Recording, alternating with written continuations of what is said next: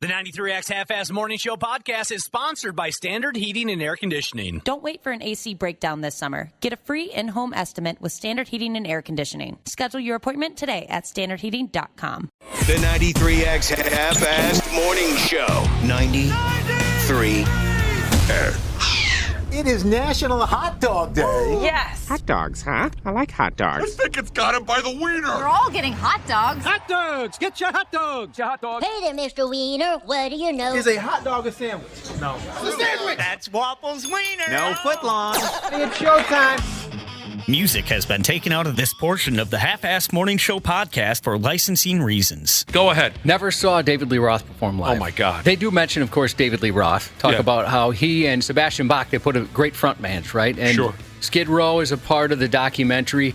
Dave the Snake Sabo, I learned from watching this, is one of the coolest people on the face of the planet. Their guitar player of Skid Row. Old buddy of my dad's, you know that story. Yeah, they're drinking buddies. And I was thinking about that yesterday, and it makes sense why he could hang out with, someone like your dad. He can hang out with just about anybody because he was really cool. Yeah. Kip Winger of Winger, obviously, also super cool and just really bright listening to these guys. And they're not like the stereotypical dumb rock star stereotype people have. Right. There were plenty of those. Don't get us wrong. They showed some of those interviews too. Right. But those two in particular stood out. John Corabi from The Scream and very briefly Motley Crue. He was on there. Kind of felt bad for him when he described what was going on in his life.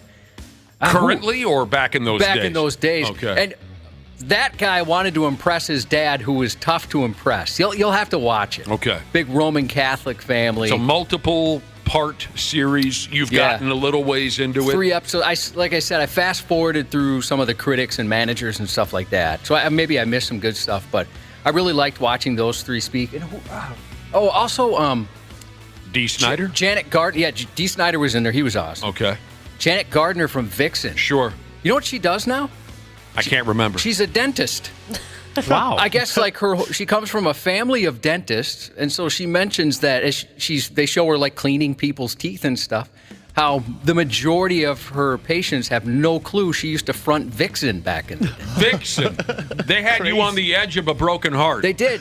If she's a dentist now. She's a dentist. Maybe she and I will likely get to know each other later in my life. Possibly. She seemed really cool, very intelligent. I'm glad you liked it. I had forgot that Richard Marx wrote Edge of a Broken Heart. Okay. And he might have had something to do with Crying. I mean, 2 of their biggest hits. Dick Marks did a lot of songwriting back in those days. Talented guy. Well, I think you'll like it. As you know, I'll have to have someone show me whether or not I have Paramount Plus and try to get around to it at one point or another. In the Twisted Sister portion of the documentary so far, Josh, did they talk about how Twisted Sister's bass player, Mark the Animal Mendoza, once hated their lead singer, Dee Snider? Snyder? The Animal Mendoza once hated Dee Snider's guts to a point where he had a loaded weapon and would tell people, if Dee walks in the room right now, I'm going to shoot him. So I didn't finish the 3rd episode. Again, I didn't start the first until like 9:30 last night, which was stupid. Oh, he hated Dee Snider. Yeah, they didn't bring that up. But when he testified in front of Congress. Oh, sure, the PMRC. Yeah, he testified there.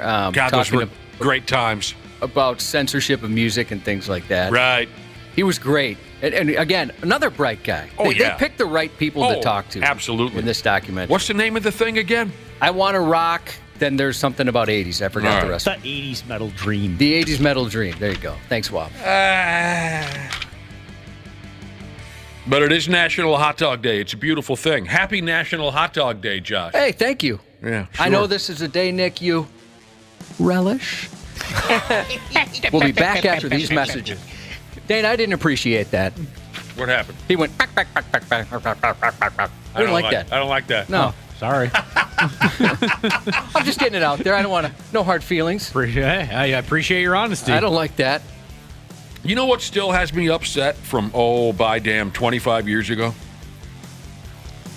I worked with a dude who called a hot dog a hot dog. I hear people say hot dog. Hot dog. Still makes my friggin' skin crawl. I still hate the guy's guts 25 years ago. You hate him for that? Hate him. Did he have any other redeeming qualities that you just couldn't see because of that, or you ignored afterwards? I'm not sure because of my lack of intelligence if I understand the question. Did he have any other redeeming qualities where a normal person? I'm sorry, I don't mean to suggest you're not normal. Where someone would like him. I mean, like he's a likable guy, but that killed it for you. He was not a likable guy. Okay. Yeah, he was not a likable guy. And one day we were having a conversation, I would guess about lunch, and he said something about maybe we should go out and get a hot dog. Hey, so he didn't misspeak. No. That's how he pronounced it. We had a massive argument about this. Kind of like the old story of me. I ended up having to punch a guy in the face for him because of the way he said sauna. Yes. He insisted it was sauna, which it clearly is not, and we had a fist fight up north years ago. I had to punch him in the mouth and in the eye because he insisted it was sauna. Years later, I'm working in the building with this guy, and he says hot dog, and I said, what was that? He said, what do you mean, what was that? I said, it's not a hot dog, it's a hot dog. We ended up having a massive screaming match. He was from the East Coast. He thought he was superior to all of us. Of course. That was he went that route. Did he know how it was spelled? Yeah. I said, yes, it's not H-U-T. Boy, it's pretty hot out. Right. Is it? Yeah. That's one of the things that Wapple hates about summer is the hot weather. Yeah, I hate It gets too hot. It's getting hot in here. You know that song. 25 years. I still hate the guy for that. I was shamed just a week ago, and I know I'm mispronouncing it, but I just can't do it. I can't say the correct pronunciation. I feel like too much of a douchebag. I said karaoke, right, instead of karaoke. I don't know why I can't. Just like I can't say Porsche, I say Porsche. Yeah, same. And I've never went along with the karaoke thing. I've always been a karaoke guy. yeah, I'm a karaoke guy. Yeah. Oh, And I've I always said- said karaoke. Yeah, I've said karaoke, That's not right. but then I've never said Porsche. No. No. Never. No, can't do that. Yeah, That's I feel weird. Like you have to own one. Yeah, And you then have to do be it. rich Yeah. enough to buy one. Yeah, be and then to you say say Porsche. it. Well, you'd be I agree able, with that. You'd be able to say Porsche if you were a DJ at the strip joint. You'd have to learn how to say Porsche. Oh, yeah. Ooh, Porsche de Rossi. Yeah. Yeah, I could say her. Ooh, man, she's attractive. But yeah, Speaking so of the 80s, Josh, remember when we used to go to the strip joint in the late 80s and almost every girl was named after a car? Yeah. Yeah. That's pretty cool. Ferrari, Here comes Mercedes. Oh, absolutely. What were you saying? So I said karaoke, and the person said, "Oh, you're one of those guys." I'm like, "What do you mean one of those guys? Like karaoke, not karaoke?" I'm like, yes, I am one of those guys. Proudly. I'm proudly one of those guys. It's a tough spot to be in. Medical device Jesus reminds me of the character from the Star Wars series, Jabba the Hutt. I love Jabba. Every once in a while, I'll order some Pizza Hut. Yeah. good stuff. Every time I play football and I'm the quarterback, I go down, set, hot. We all do. Now, here's something. Is this a joke or something that I'm not following? A text message from Ringing Your Mom's Doorbell Jesus. I believe we heard from this derelict a day or two ago. Derelict. He says, I hate people who call hot dogs I gotta put my glasses on. Glizzies. Yeah. Glizzies? Yeah. I've never heard that in my me neither. That's not a Yeah, joke? it's, Really? It's I think really that's like popular on Twitter. You I guys- know Is that an East Coast thing? You guys haven't seen the Glizzy Gobbler? Never been on Twitter. What's a glizzy gobbler? Yeah, I've heard that term before. This dude makes videos and he just eats these hot dogs as fast as he can and he basically inhales them. Yeah. So it's a Twitter thing. I don't think so. No. It's like a YouTube, social media thing. something, yeah. Okay, I'm not much of. I thought like Nathan's famous hot dogs even endorsed it. Never heard that Oh, term didn't know said that. out loud in my entire life. Glizzy. No, that's stupid. Why is it called a glizzy? I guess there's a hot dog place called Glizzy's Yeah, well, I won't be going there. in New York. Oh, F New York. Yeah, I thought I had heard it was kind of a East Coast thing. And so there's a dude, Wapple, you've seen him on the internet, and he inhales hot dogs like Joey Chestnut? No. What are you talking? He just takes the hot dog, Yeah. just the wiener no bun, and Wiener he no just bun. inhales it. Does he have a sister? I don't know. I'll send it to Josh. That's funny that you say that. Last night, I was hanging out with some bros, Josh. My neighborhood bar is having a hot dog on the menu tonight. to appreciate, to celebrate National Hot Dog Day. They have a regular menu on Wednesday nights, but it normally doesn't include hot dogs. But for tonight, they're going to have hot dogs on the menu. So we were having hey, who's going to go to hot dog night tomorrow night, we were saying. And a lot of us said, yeah, it sounds good. And someone at the table said, have you ever tried to eat as many as you possibly can, like a Joey Chestnut thing? And a buddy of mine made a good point. He said, I want to be able to eat hot dogs for the rest of my life. Why would I ruin it by trying to see how many? I said, yeah, that's a good point. True. I mean, I bet if any of us sat down and tried to eat as many as we possibly can, until you're just battling to get, it probably would put us off that food for the rest of our lives. And I certainly don't want that to happen between me and hot dogs. No, you don't want to overdo it. I have 2 or 3 a week. All right, Wapple just sent me the video of this guy inhaling hot dogs. Insane. It's incredible. Right? How does a human being do something like that? I don't know. You got to watch this, Nick. Okay, watch this guy. I love that he has his shirt off for no reason. Well, this Step one, take the shirt off. You have to have the shirt on. He's cut, too, this guy. Okay, so he's holding 2 hot dogs in his hands. Did you see that? It just disappears. Yeah, he just sucks it right down his throat, and I'm not trying to start any trouble by saying that. Whoop, there it goes. Whoop. He's like a vacuum. Yeah, you can eat like an 8-pack just like in 30 seconds. And is it kind of weird he's doing it in front of children? Well, I mean, think about if you were a kid. That's the coolest thing you've ever seen. True. He doesn't make it look, sexual Yeah, or anything. he's not being dirty. Okay, so he just sucks them right down whole. I wonder what that's like on the other end. Oh, it's got to be terrible. Does he spit them? Does he have the ability to suck them down and then spit them straight back up like that? Oh, just launch them? Yeah. Like a Nerf gun? Well, that reminds me of sort of reminds me of the kielbasa queen from back in the day. She used to be on the Howard Stern television show. No one saw the kielbasa queen? Yeah, I know what you're talking about. Back when it was on Channel 9. Jesus balls. Yeah. She could just burp an entire kielbasa, and everybody would lose their mind, rightfully so. Okay. Glizzy the hot dog man? What's this guy's name? Glizzy the Gobbler. Glizzy the Gobbler. But Glizzy is also a hot dog shop in New York. Yep. Okay. Other people are saying it's Canadian. It's a Canadian thing. But, I'd heard East Coast. Never heard of it. Was the kielbasa queen on Raw one time? I don't remember. What's your name again over there? Andrew Wapple. Wapple. I don't remember ever seeing her. That's possible. They were all like about Attitude shock. Era. Oh, wouldn't that make sense, right? Yeah. They're in the Attitude Era. They had all kinds of panty raids and topless women running around. Why wouldn't they fire the kielbasa queen? What's your guys' record at Dollar Dog Night?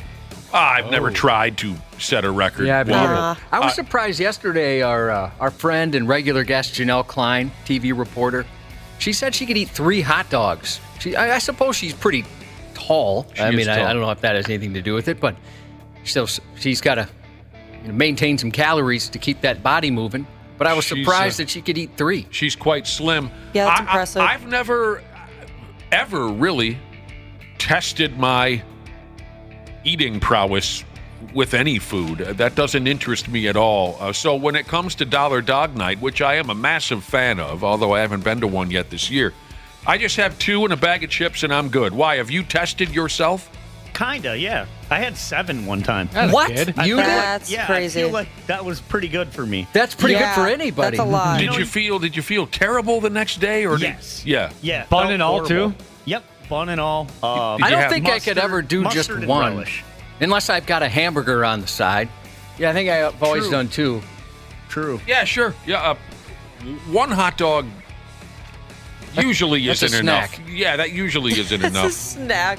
I need 2 hot dog sandwiches. I can barely finish one sometimes, but I suck at that. I need to have like 6 small meals a day. I can't do like a huge meal. Oh, I can. Yeah. Fair enough. 6 meals a day. Yeah, I'm a grazer. I like to graze. We've been told here via text that the reason the guy's not wearing a shirt is because people were assuming he was just hiding him in his shirt somehow, so he's proving it's not an illusion. Way smarter than me. 7 in one ball game, huh, Kermit?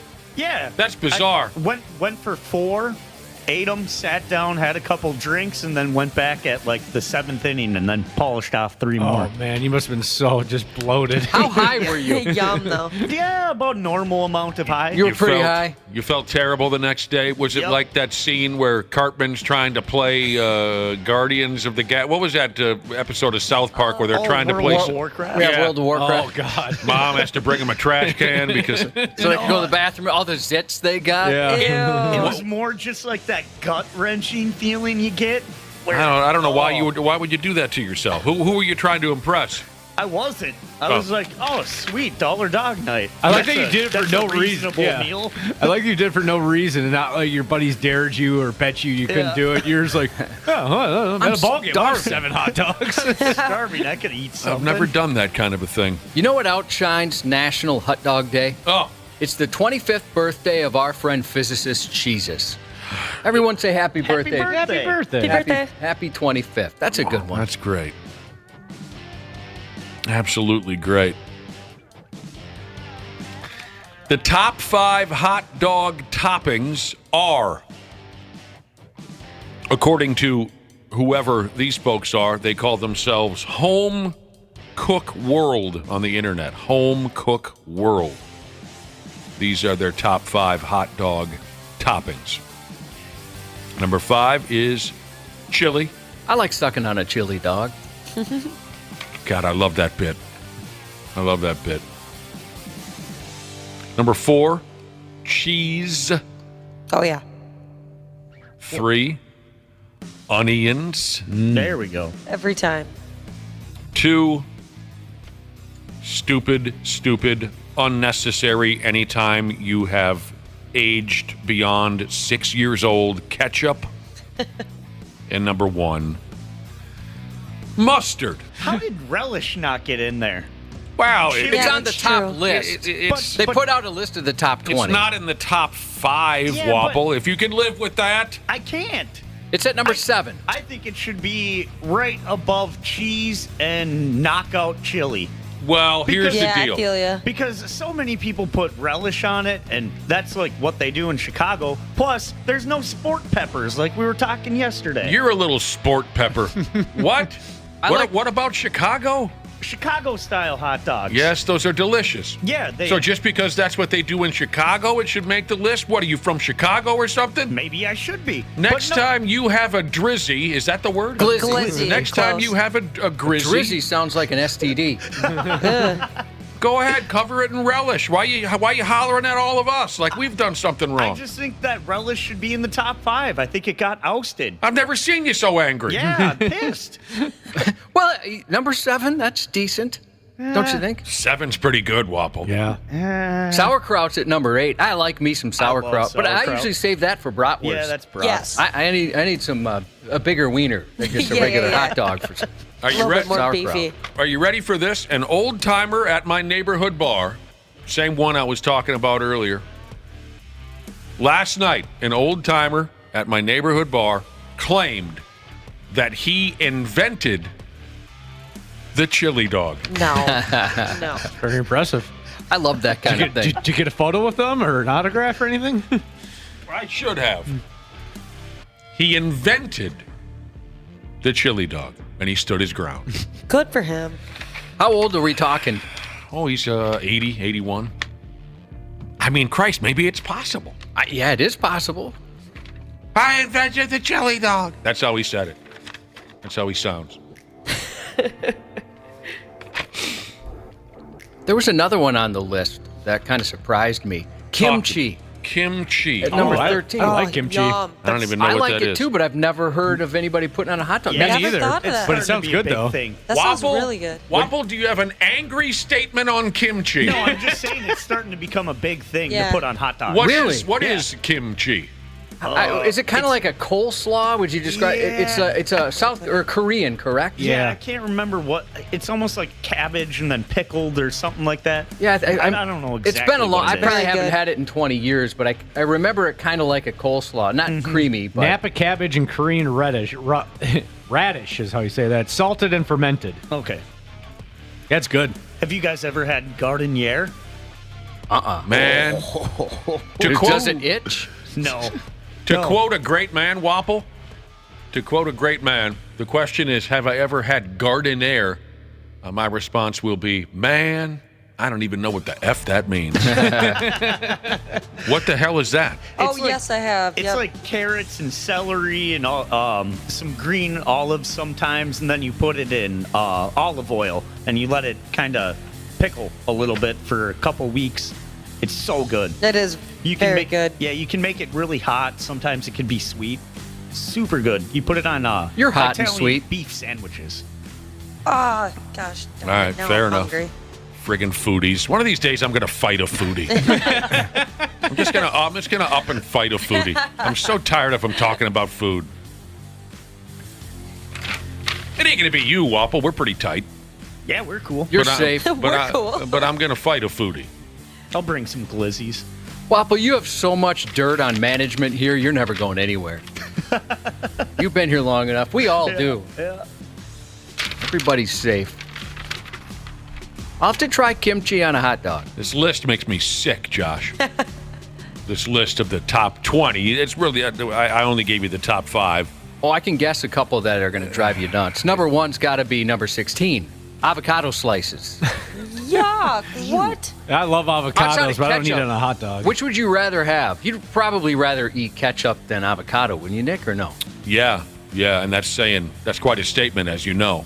You put avocado or guacamole on your hot dog, you and I are going to have what was that match that Kenny Omega and John Moxley had, Wapple? The exploding barbed wire death match? Yep. Yeah, if I see you put guacamole on a hot dog, be ready for an exploding barbed wire death match against me, and there's going to be a 2-hour time limit until one of us, and it's going to be me, walks away. And the fireworks are going to work this time. Yes. They're going to work. Now, I like guacamole, but I can't imagine putting it on a hot dog. Yeah, that's not that right. doesn't mix. They also Exploding. had pineapple on the list in the top Oh. 20. Okay. Never heard of that one either. Maybe. That sounds like diarrhea. Stop it. What happens when you eat pineapple, Wapple? No, pineapple and hot dogs, that's just not a combo that should The mix. sounds of diarrhea. Have you guys ever had like those gummy bear brats? Sure. Yeah. Those are good. Sure. When they used to advertise with us. Oh, they did? we've No had- way. Lucky. We had the Skittles and Bananas Foster and a Ooh. bunch Yeah. of different kinds. Cool. There was a half-fast morning show brat for a while. Did you know that? What? It's still on the menu. They still have it? Yeah, over at Grundhofer's. Get out of here. Yep. Thank you for saying it. I didn't want to say the name. Well, what the wrong. hell? What the hell went into a half-assed morning? I know this was a long time ago. It was, what was it? It was like a turkey brat with cranberries, wild rice, Swiss cheese, because we almost made it like a Thanksgiving dinner, almost. Well, you got a good memory. I didn't remember what was in it. That's great that they still do it. Oh, well, there you go. I hope a hell of a lot of you are planning on celebrating I saw that National Hot Dog Day. Yes? Sonic and Target are having deals on hot dogs today. There was a time in my life where I thought the Rogers Target was going to call the cops on me for how often I would walk in and go to their snack bar and order a hot dog and sit there and eat it while watching families walk by. Dude, I used to do the same thing. You're talking about Food Avenue? Yes. Yeah. They My had mom a- worked at Food Avenue. Did she really? She sure did. Did she pick up any dudes? I don't think so. I hope I miss not. those. Now they're all like coffee places. When I first moved to Rogers, there wasn't jack squat to do in that town. So I lived right by the Target. I would drive over there, I'd say 3 times a week, and just sit there in Food Avenue, slowly consuming a wiener and watching. There's nothing to do. I just watch everyone go by. The snack, what do you call it again? Snack Avenue? Food Avenue. They looked at me as if they were thinking, hit 9 and 1 on the phone. And if he sits here 1 minute longer, hit the other one, and we'll...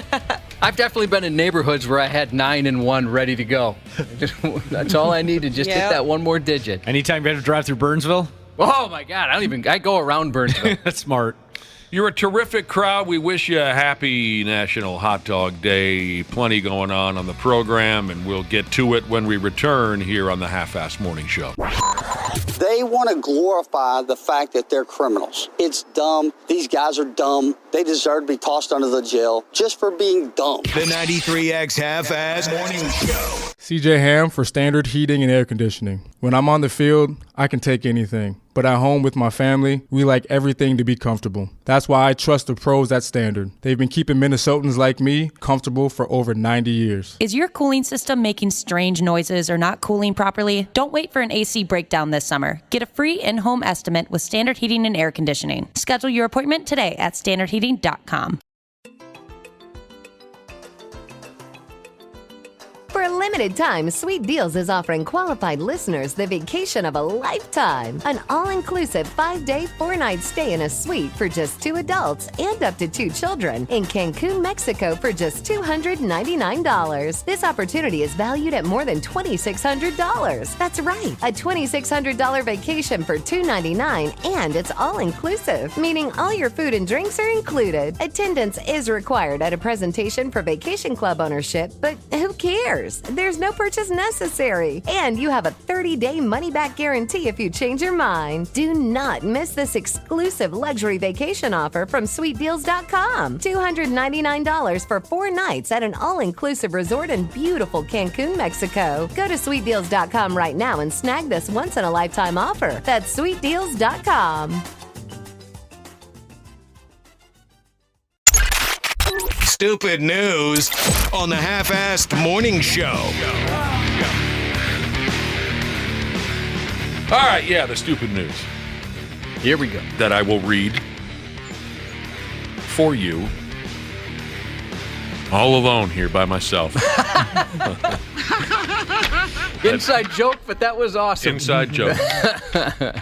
Here I am, just reading the stupid news. Just me. Just you. All by myself. So lonely. Let me ask you folks a question. When you were a high school kid, well, I think I know Wapple's answer. But for the rest of you, when you were a high school kid, did you dish out and or receive hickeys like it was your damn job? Never a once. Yeah, no, it wasn't really a thing. No, really? But I had my first real kiss when I was 18 years old, which, by the way, is very cool. Anybody who's thinking that's not cool, that's cool. That's when the cool kids did it. Yeah. And also, that's something I totally wanted. I wanted to wait until I was 18 to have my first kiss. You wanted to make sure you were an adult before it happened. No matter how many times my friends would make fun of me, all that kind of stuff, I thought I would like to wait until May of my senior year to have my first kiss. Good for you for standing your ground. Yeah. So glad. And it didn't affect me whatsoever. Didn't think about it ever? No, not at all. Never came up. That's hilarious. Never came up. None of you got involved in hickeys? Really? Maybe it was just an early 80s thing or something. Yeah, I missed it. I never had that happen. Wapple? No. I do remember there was a girl in high school, she got a hickey, and she claimed it was a curling iron burn on her neck. Yeah, that was a go-to, or a crimper burn. Yeah. Really? That's a go-to? But Ashley, you're saying hickeys weren't a thing when you were a young kid. No, I said yes. Oh, you did? I'm sorry. Yeah. I'm sorry, and I'm sorry. Yep, hickeys were definitely a big deal. We used to mark each other up like a bastard. After hitting the certain age, it became a rule. It was like nothing above the collarbone. Oh, sure. Oh, really? Wait, where else do you do it? I'm not trying to be graphic, but I thought that hickeys were just the neck. No, like your chest. Look stuff. Anywhere really. Look at my teeth, Josh. You've been looking at me for decades. Yeah. I could dump a hickey. You could. Yes. So you do it on purpose. I didn't know if I always assumed it wasn't on purpose. Sometimes, yes. More often than not, it wasn't on purpose. More often than not, it wasn't. But every once in a while, maybe you wanted to leave your mark. I wore a couple around town thanks to a gal or two. I still have no idea why we did that. It's so dumb. When's the last time you think you've given one out? God, it was probably maybe when I was a 9th or 10th grader. You know, Wow. What's wow about that? It's just kind of old. old. The last time I gave one was probably I don't know, like 2 weeks ago. Oh, Yeah. To whom? Really? My boyfriend. Why your boyfriend? Why are you still giving hickeys? I don't know, it's fun. And it was on purpose?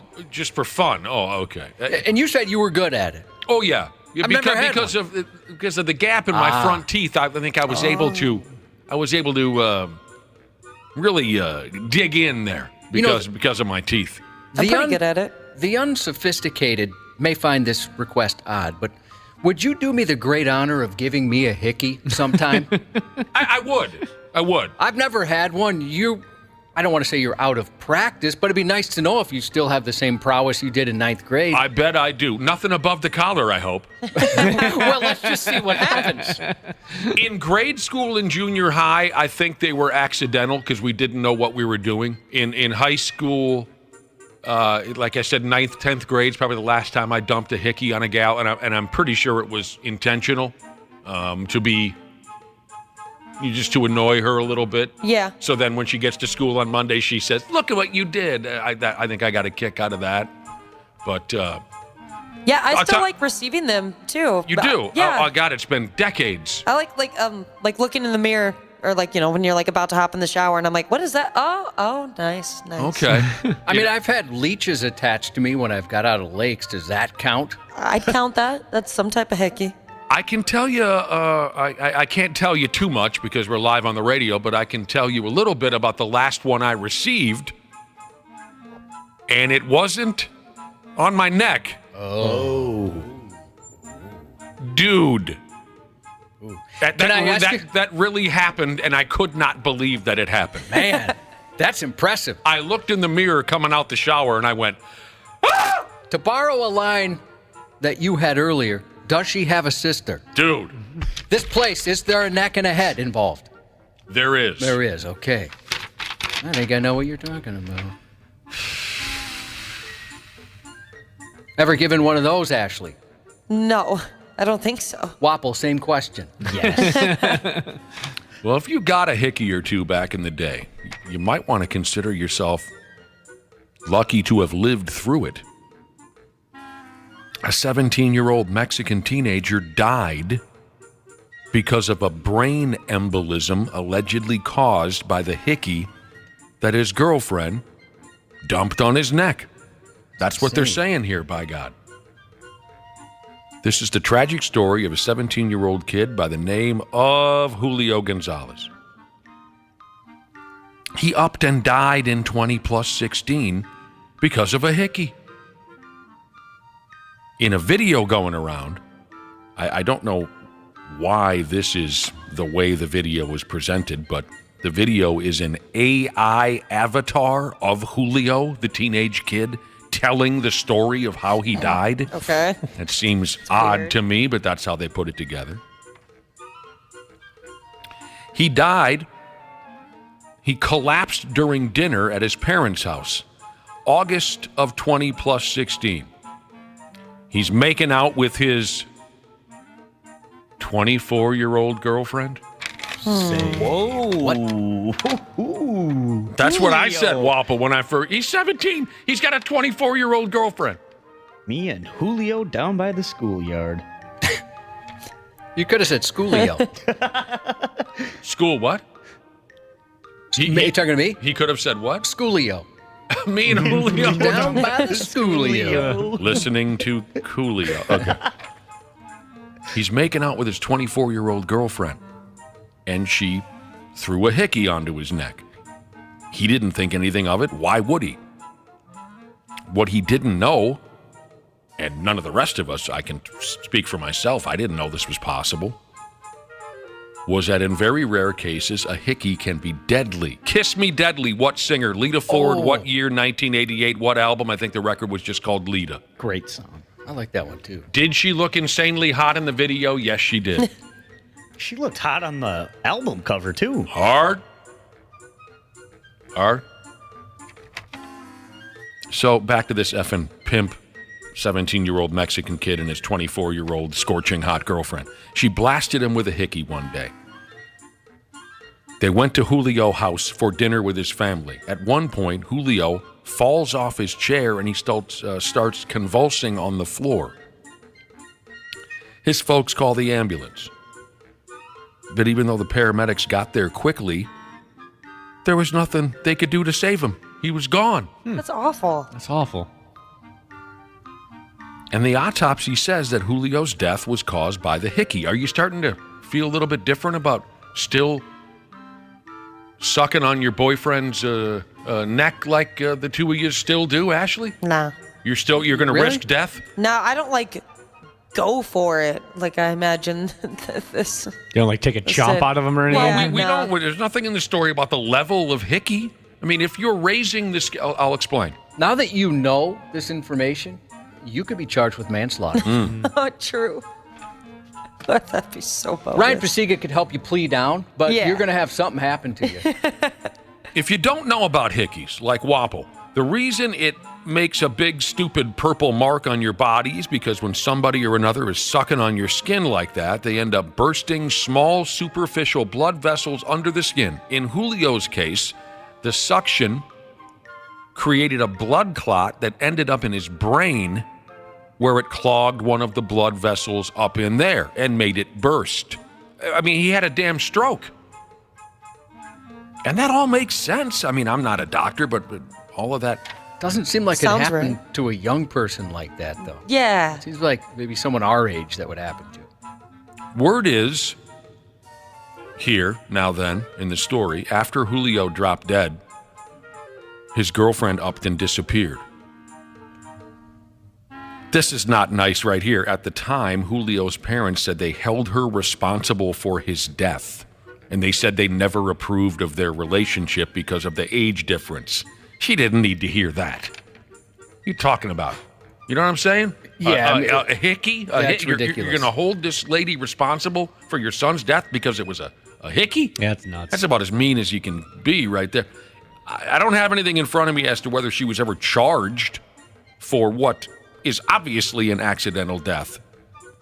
But that is one hell of a story. I had no idea. Not the only time a hickey has been tied to a stroke, according to this story. In 2011, an English newspaper called The Telegraph reported the case of a 44-year-old woman from New Zealand who ended up getting brain surgery after experiencing loss of movement in her left arm because of a hickey on her neck right on top of a major artery. Oof. I never knew they were so dangerous. So All right. you're still going to do the hickey gimmick. Yeah.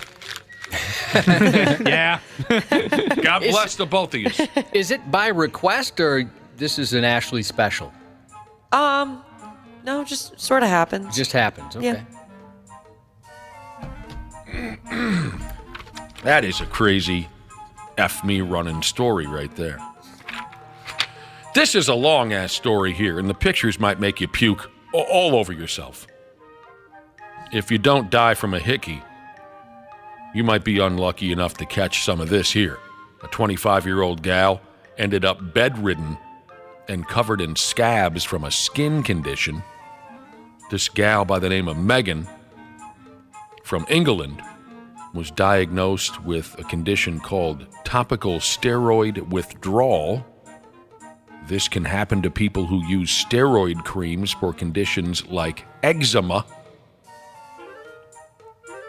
Looking at the pictures, this appears to be one of the most miserable effing things someone could ever go through. Yeah. If you're interested in looking, if you want to look this up, like I said, it's apparently called topical steroid withdrawal. This gal, Megan, she can't get out of bed. She can't go to work. She's covered in hard yellow scabs. Oh. Her mom or boyfriend have to more or less wrap her up like a mummy so she doesn't scratch herself sideways in the middle of the night when she's trying to sleep. Some of it kind of looks like road rash, like she fell off a motorcycle or something like that. Yeah, or like she fell and has like a really big scab. Isn't that the same effing thing with Josh? It's just he said it cuter.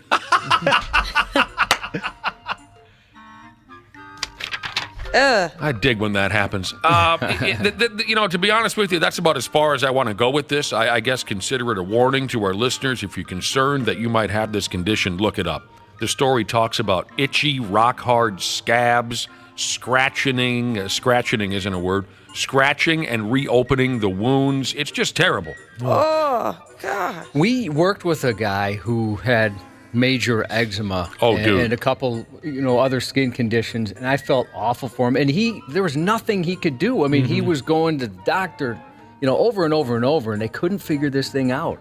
He looked to be in pain. That sucks. I mean, to the point, point where, and I'm not trying to be gross, this is just a fact, he would leave like skin everywhere he was. Yes. And not a little bit. Yes. Like, it looked like it just snowed in there. Yes. Yikes. It was everything that Josh just described. Poor guy. And he was in a lot of pain, and it was tough. The topical steroid withdrawal hashtag has 600 million views and videos on TikTok, it says here in front of me. So it's a thing, and it all looks so beyond miserable.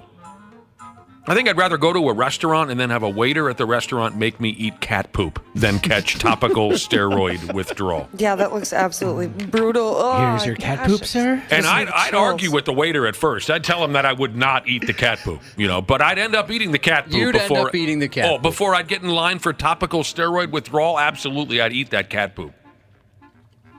You got to argue it first. I would. Yeah. I mean, I thought they even made a movie out of it. You not eating the cat poop. I think that. Do you remember if that's the case? It was, my character was slightly altered, but sure, there's some. Do you remember when they tried to give you steak too, and you just insisted on the cat poop? No, I do not. Let's jog your memory here. Oh, Tino, thank you. Thank you for letting me come in here. I'm glad I can still get a good meal. Oh, yeah, sure. Here you are, Mr. Burgundy. The chef made it special for you. You eat that for the way you talk about my city. Oh, no. I will not eat that. You are going to eat that cat poop. I will not eat cat poop. You will eat cat poop. Ron Burgundy says no. You make a fool of me and everyone here. You put that cat poop in your mouth. I will not eat cat poop. You will do it immediately. Fine, I'll try to eat one. Yeah, get in there. If I take one bite, will you get me a steak? I'll think about it. My favorite part is when the man says, "You will do it immediately." Oh, let's see here. People are texting in about hickeys. Here's a guy, walleye slayer, or a gal, walleye slayer sheezes. When I was in junior high school, this girl used to give her boyfriend hickeys all over his face. Oh. All the time. You can imagine what it looked like. They were all over his neck, his face, his cheeks, his forehead. Weird. I asked him, what, did you get in a fight, Dode? And he said, no, they're hickeys. I asked him why she does that, and he told me that his girlfriend said she likes to mark her territory. Oh, gosh, I've heard so many people say that. Have you really? Yeah. I'm marking my territory. She belongs to me. So... Hey, everybody, looky here. It's the World Toe Wrestling Champion. Oh. Anybody want to see how they match up with the champ? No. Hate feet. Ugh. Ah, that's gross. I don't think I could take him just yet. Josh, maybe I'll get started in the toe wrestling beer leagues for a little while. Yeah, just kind of work your way up. Go from there. The World Toe Wrestling Champion. Of course, he's English. They thrive on all this oddball crap. They're so strange over there. I don't get them. This dude works as a railway worker, and he's 34. He is called Ben Woodruff. Somebody or another thought to interview him, and he said being the toe wrestling world champion feels like being an Olympian. I can now say that I've won a gold medal. I'm the one to beat, he says. I'm not sure if he's serious about all that. I can tell you one thing. He has a nickname that greatly lacks in creativity. His nickname is Toe Tall Destruction. He could have done better. Yeah. I kind of like it. I also kind of like it. Do you really? Yeah, a little bit. Toe Tall Destruction. Okay, maybe it's not that bad. I was thinking he'd go like Toey Chestnut, Toe Montana. Those are good. Hulk Togan? Come on, dude. You're the champion of toe wrestling. Your nickname's got to be Hulk Togan. You'd probably get a cease and desist over that. Oh, I suppose you're right. And I'm sorry I blew up. He's a 20-year veteran of toe wrestling. He might be sitting there going, well, who did he beat? Some schmuck that didn't know. No, to get the title, he beat a dude who had held the title for 17 years. Wow. A guy by the name of Alan Nasty Nash. Do you think he wears like a little mini title belt around his big toe? I hope so. I don't know what. Does he have a? I saw him holding a trophy shaped like a foot. Oh, nice. Yeah. He kind of looks like a Big Show. Big Show? You think so? All Yeah. white. I didn't think he looked anything like the Big Show. He's large. Yeah, I guess thought I he don't looked see it like- either. He's got like the goatee, the bald head. What? I think we're looking at different guys. Yeah, This you got guy's the not wrong bald. guy. That's a guy he defeated, Whopper. Oh. Defeated. Did you follow where I was going? Dickhead. If you want to know the history, toe wrestling was invented in a village over there in England called Wetton, back in 1974. If you want to know how they do it, competitors sit down on their ass, face to face, butt to butt. Everybody must. They sit down face to face. They extend their legs and interlock their toes, and you try and pin your competitor's foot. They have a plank or something underneath your feet, and if you can pin your competitor's foot down to that plank, you win. Sometimes the matches go for 2 hours. Oh my God. My legs would be exhausted. That is exhausting. They compete on something they call the toadium, which is stupid. The referee says, "Toes away," and then you begin your battle. It says here, toe wrestlers have strong legs and a powerful core. Well, you could have fooled me when I looked at the video of these two guys. I don't know. Did you see? I wouldn't have thought powerful core either. No. But this has been this man's lifelong dream. He used to go watch toe wrestling with his parents. Isn't that sweet? He said, "I'm not the most athletic person around, so I thought to myself, what can I do sitting down?" It sounds like you, Cubby. Yeah. What can I do sitting down? Well, I have that, and then I improve that thought and think, what could I do lying down? There you go. I bet my wife would be a good toe wrestler. She can pick things up with her feet. She's got some strong toes. She'd emerge victorious in one of these toe fights, I bet. You love to sit down. You love to lie down. One of my favorite moments from any beer party I ever attended as a young person was one night, big beer party going on at a buddy's house. Big Al was there. Big Al had too many Steve Weisers. Oh, he was so tired. You know how you get when you drink too many? Oh, God. Yeah. He was having trouble getting around. And he walked by the big couch in the living room. And you know how beer parties are. There was like 7 people crammed onto the big couch in the living room. And Al didn't know these people from jack squat. And he walked up and he said, "You know, if you folks went and found somewhere else to drink, I could lie down." It's a nice offer. They didn't go along with it. Ah, darn. This guy had his first toe wrestling match when he was a 14-year-old, Josh, in the junior leagues, and he turned pro at 18. He wrestles every year. Unless he's injured, injuries are common in toe wrestling. He's had a couple of broken ankles, and he tore his meniscus loose once or twice. Oh. Whoa, a broken ankle? What? Okay. Yeah, and one time, or not one time, but other possible side effects of toe wrestling is you pick up fungal infections and warts from your competitors. Oh, I bet nasty. you just have athlete's foot constantly. Yeah, you need that tough acting to acting. He surgically removed both of his big toenails, which I guess makes it easier to compete. This guy's passionate. Well, at least he didn't do it in the garage or something, you know. He did have a surgeon go ahead and... This texter thinks they should have started the match with ready, set, toe. That would have been better. Yeah. Now, this is really strange. So this guy, Barry Hardbody, what's his name again? Ben Woodruff. He and this Alan Nasty Nash, the guy that he defeated for the toe wrestling world title, they own the rights to the World Toe Wrestling Federation. Interesting. What makes it even more interesting, they bought the rights to the World Toe Wrestling Federation from Ben and Jerry, the ice cream guys? What? Do you want the same guys who are involved in toes making your ice cream? No, I not at don't. all. Ben and Jerry, the ice cream guys, Josh. I'm familiar, yeah. I went there 2 weeks ago. Ran into a listener. What? There's a Ben and Jerry's store? Right in downtown Wayzata on Lake Street. They got a Ben and Jerry's there. Yeah, you guys got everything. Yeah, I was wandering around. too. I had never been there before. The one in Wayzata's been there for years. And what was I doing? I was on my electric Harley-Davidson motorcycle, and I stopped there for some iced cream, and I ran into a listener and his really cute wife. I got to look that. I didn't know there were Ben and Jerry stores. I didn't either. Well, not a store. You sit down right in there and you eat the ice cream. Well, that's what I mean. Oh. Like a restaurant or whatever you want to call it. Oh, sure. Like how Cold Stones are or something like that. Yeah, thought you it was just got from your grocery freezer. Yeah, exactly.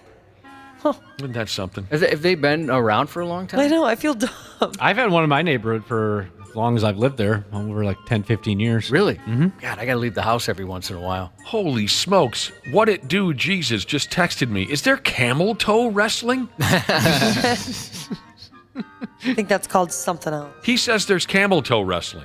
Oh, scissoring? Is that where you're going with that? Yeah. Scissor me timbers.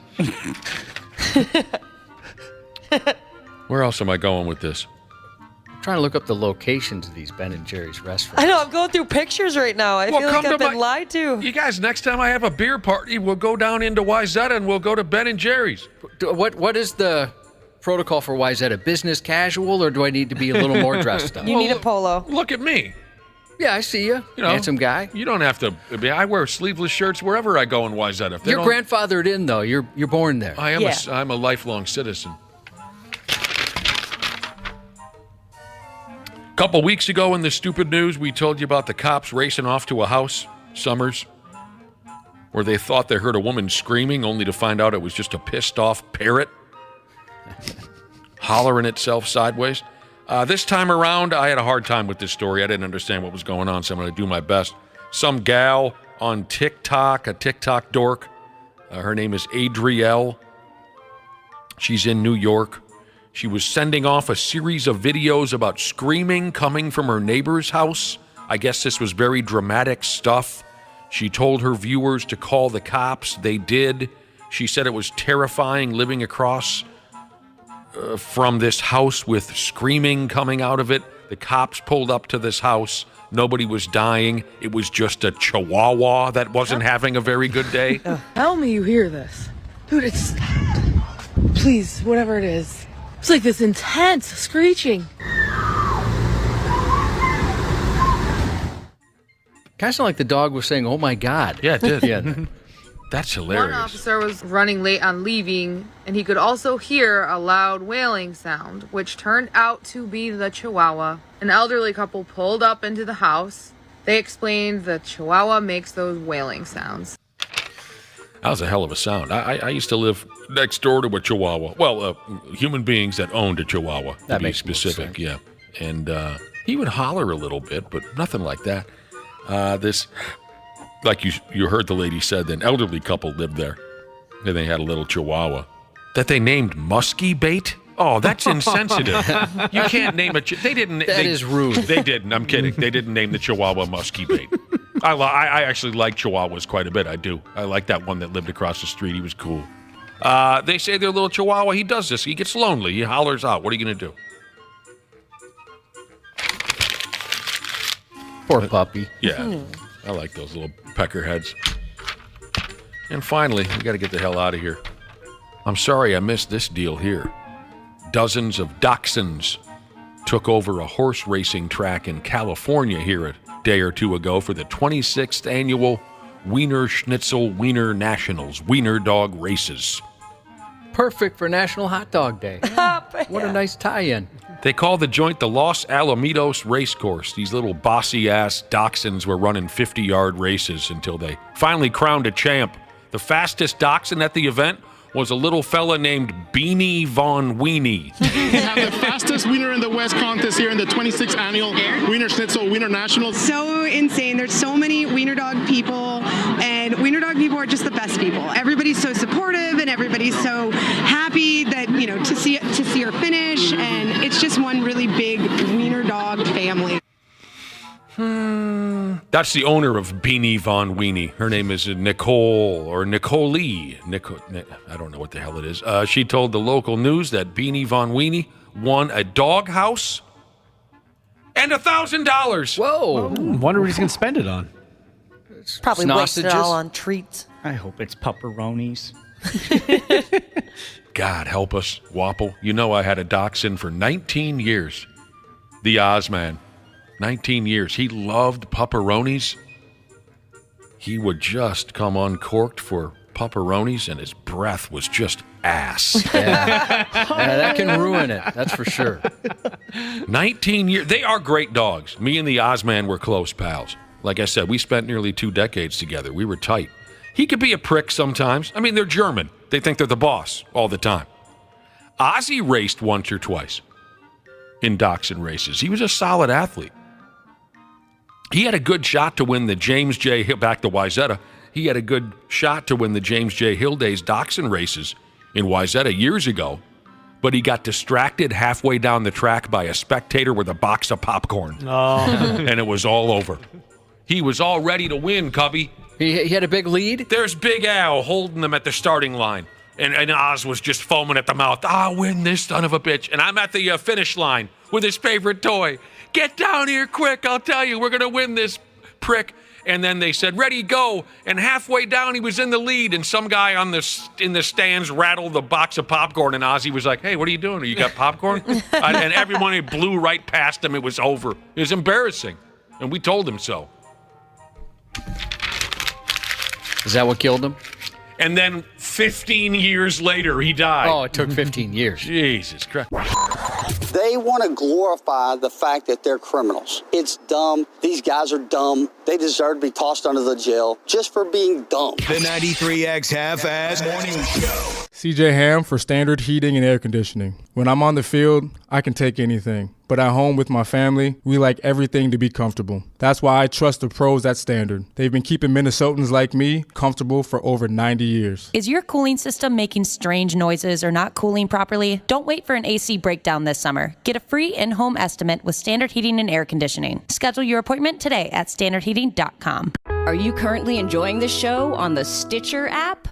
Then you need to know Stitcher is going away on August 29th. Yep, going away, as in kaput, gone, dead. Rest in peace, Stitcher, and thanks for 15 years of service to the podcast community.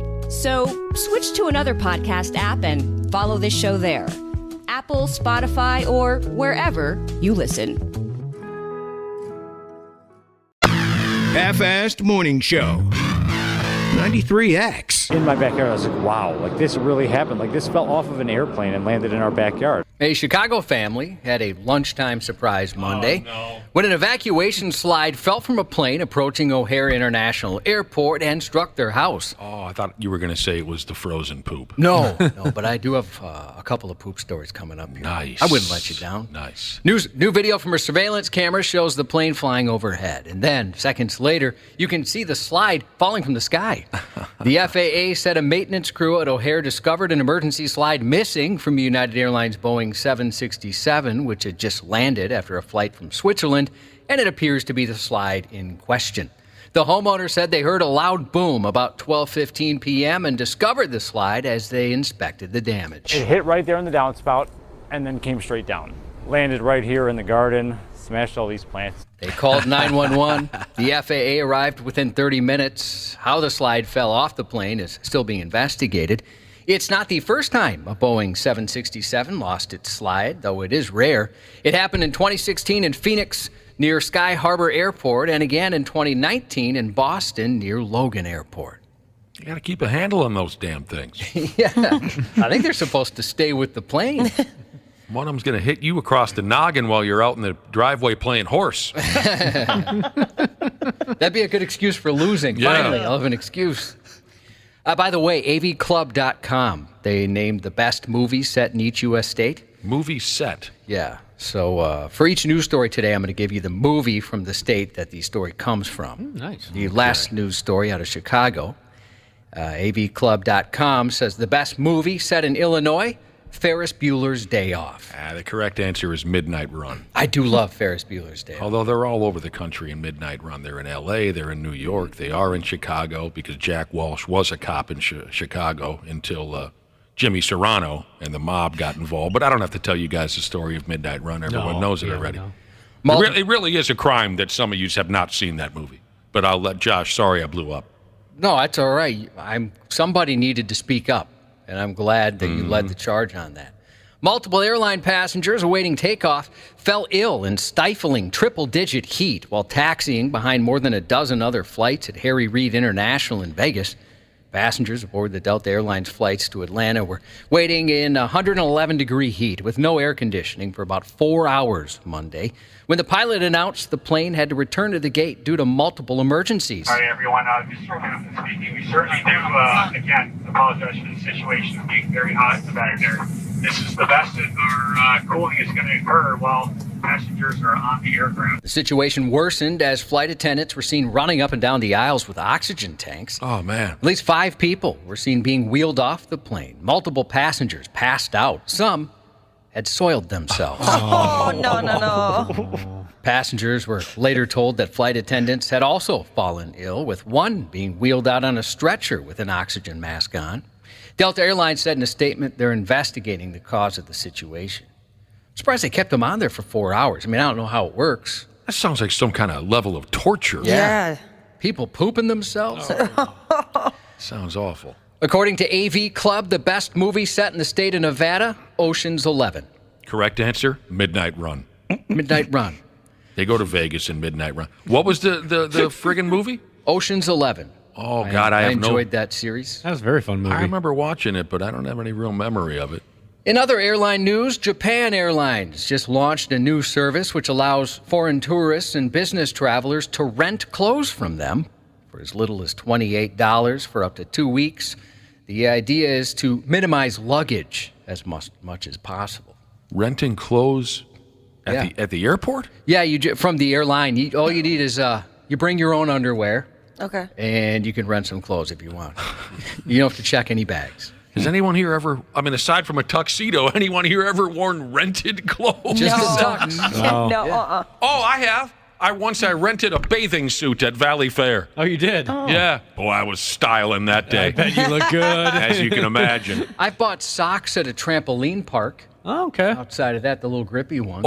Yeah, same here. Did they make you wear them so you wouldn't pass foot fungus on the trampoline? Yeah, they make you put them on. I suppose we rent bowling shoes whenever we go bowling, right? Yeah, plenty of times. What am I missing?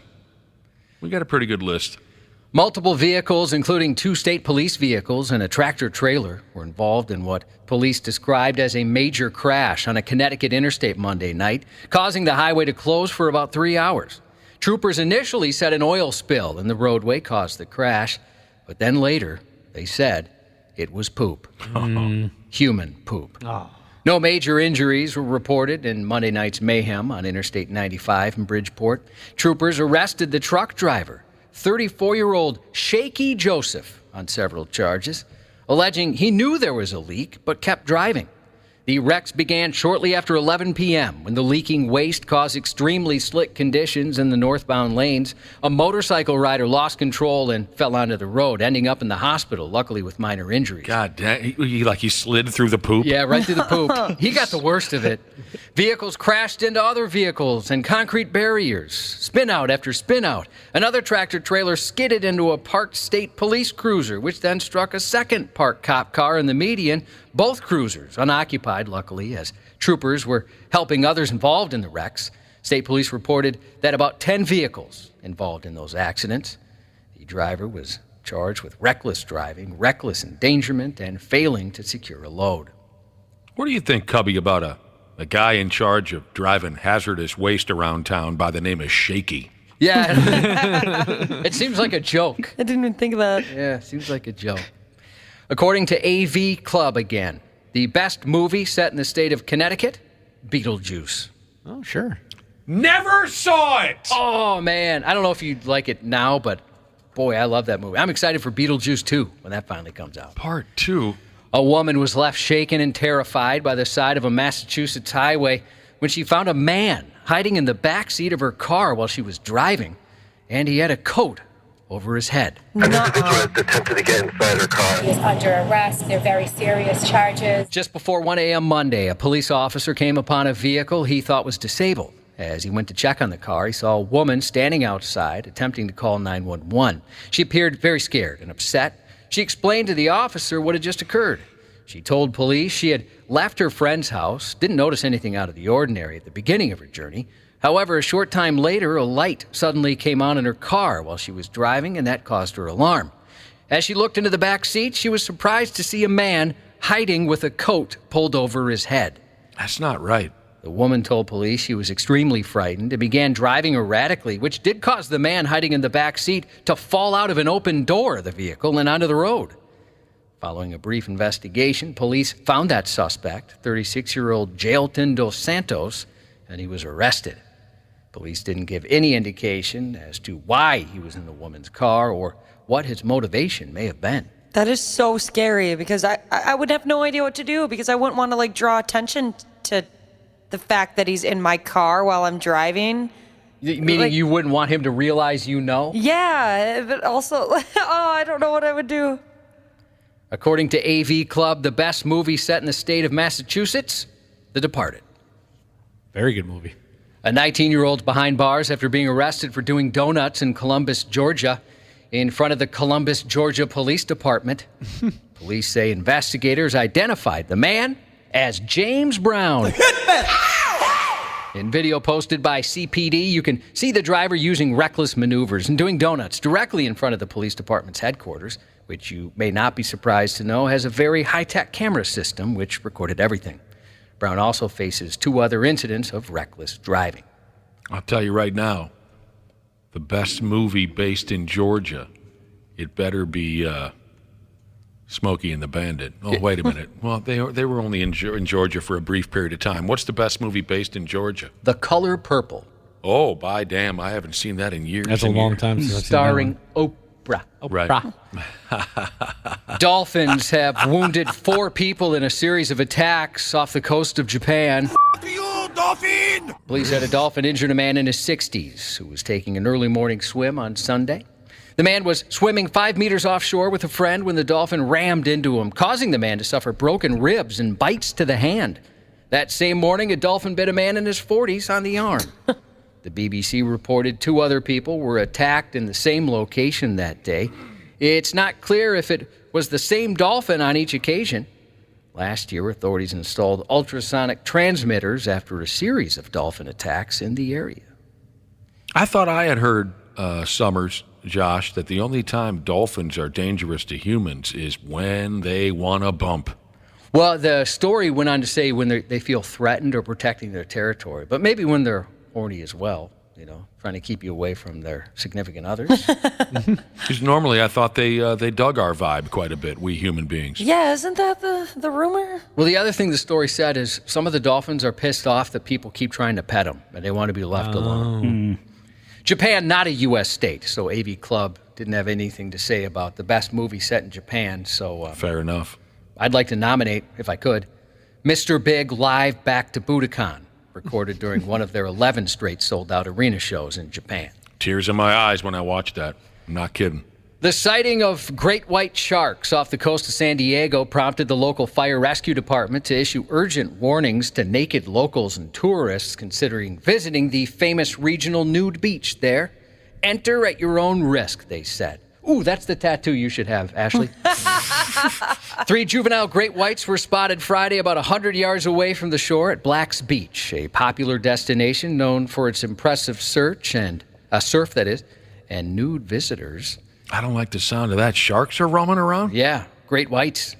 The sharks were 6, 8, and 9 feet in length and feeding off the carcass of a sea lion, the San Diego Fire Rescue Department said in a statement released Friday about the incident.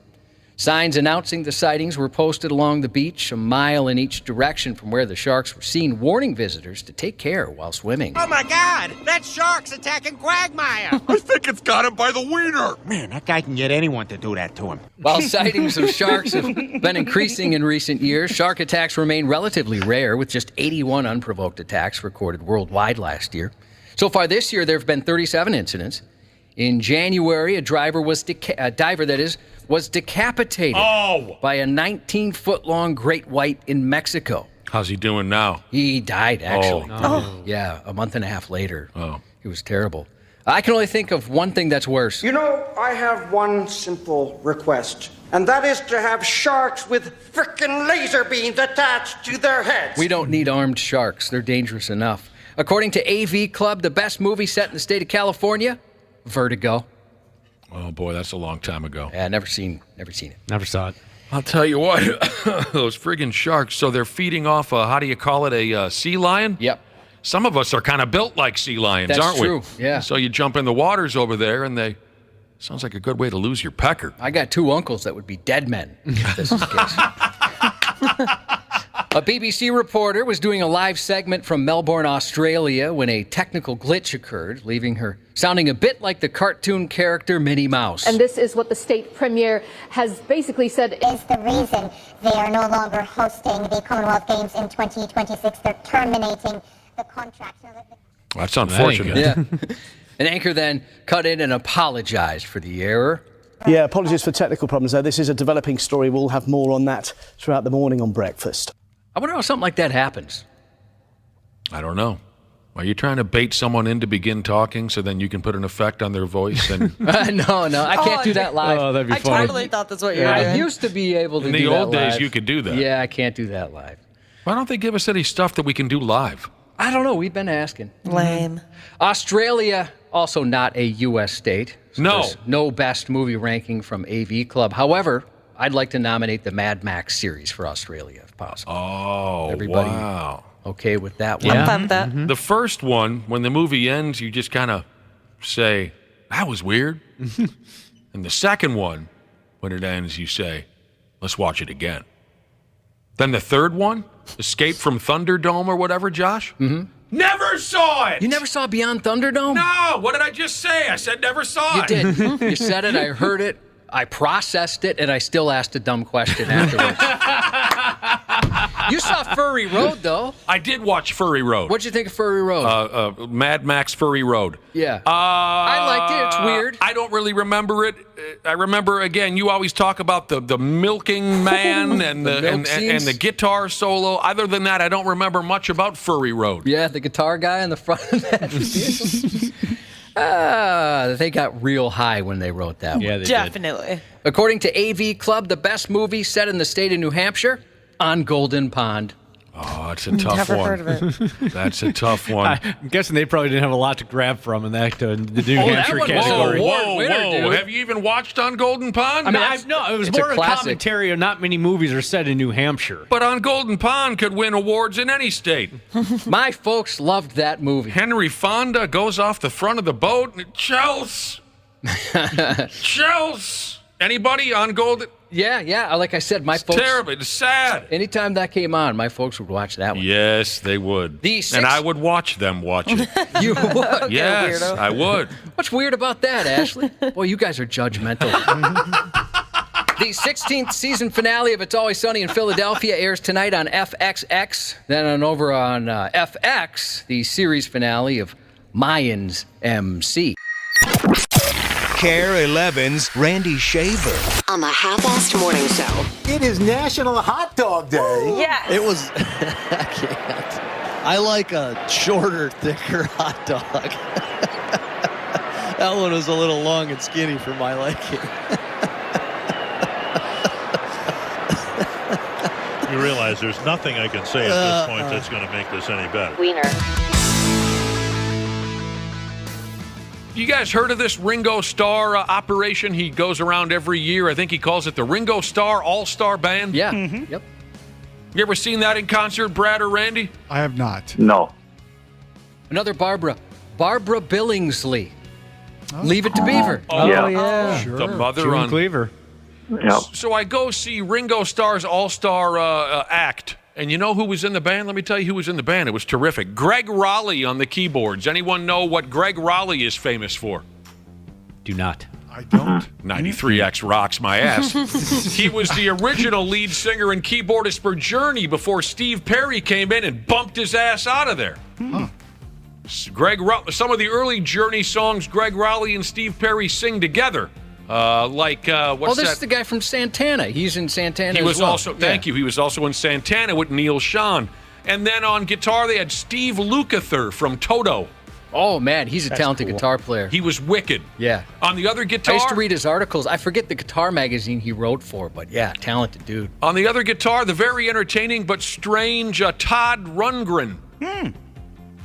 On bass guitar and lead singer, I can't remember his first name, the guy from Mr. Richard Page. On the drums, Josh, from the David Lee Roth Band. He played on Eat 'Em and Smile. He played on Skyscraper. Greg Bissonette. Man, he's a legend. That is an all-star band. I didn't know all those people were in it. Oh, yeah. And then they had a separate drum set sitting next to Greg Bissonette, as if you need another drummer when Greg Bissonette is in. But they had an extra drum set for Ringo Starr so he could go up there and drum on some of the old Beatles songs. Oh, man. It was so obvious there was not a microphone anywhere near Ringo Starr's drum set. And he does all of his hit-dee-dee-dee-doo. You know how his songs are always kind of bouncy? Yeah, and they're very happy. They sound like they're for children. Huppy-duppy-doo and whippity-dippity-dong. They do kind of sound like kid songs. Yes. Yeah. It was silly, but it was a good time. The movie Barbie comes out on Friday. Oh, F me. A lot of Barbara stuff. Who's going out to see Barbie in the movie theater? Everyone. Yeah. If you read some of the reviews and articles, like it's outselling, the pre-sales. Oppenheimer even. What is the story? What's the story going to be about a Barbie doll? No clue. Like something about she has an opportunity to go to the real world. Right. Mm-hmm. So she lives in the Barbie universe, and then she has the opportunity to go see what the real world is like in California. Oh, my damn. Dana, you've lived in the Barbie universe a few times, haven't you? He's kind of built like Ken from the waist down.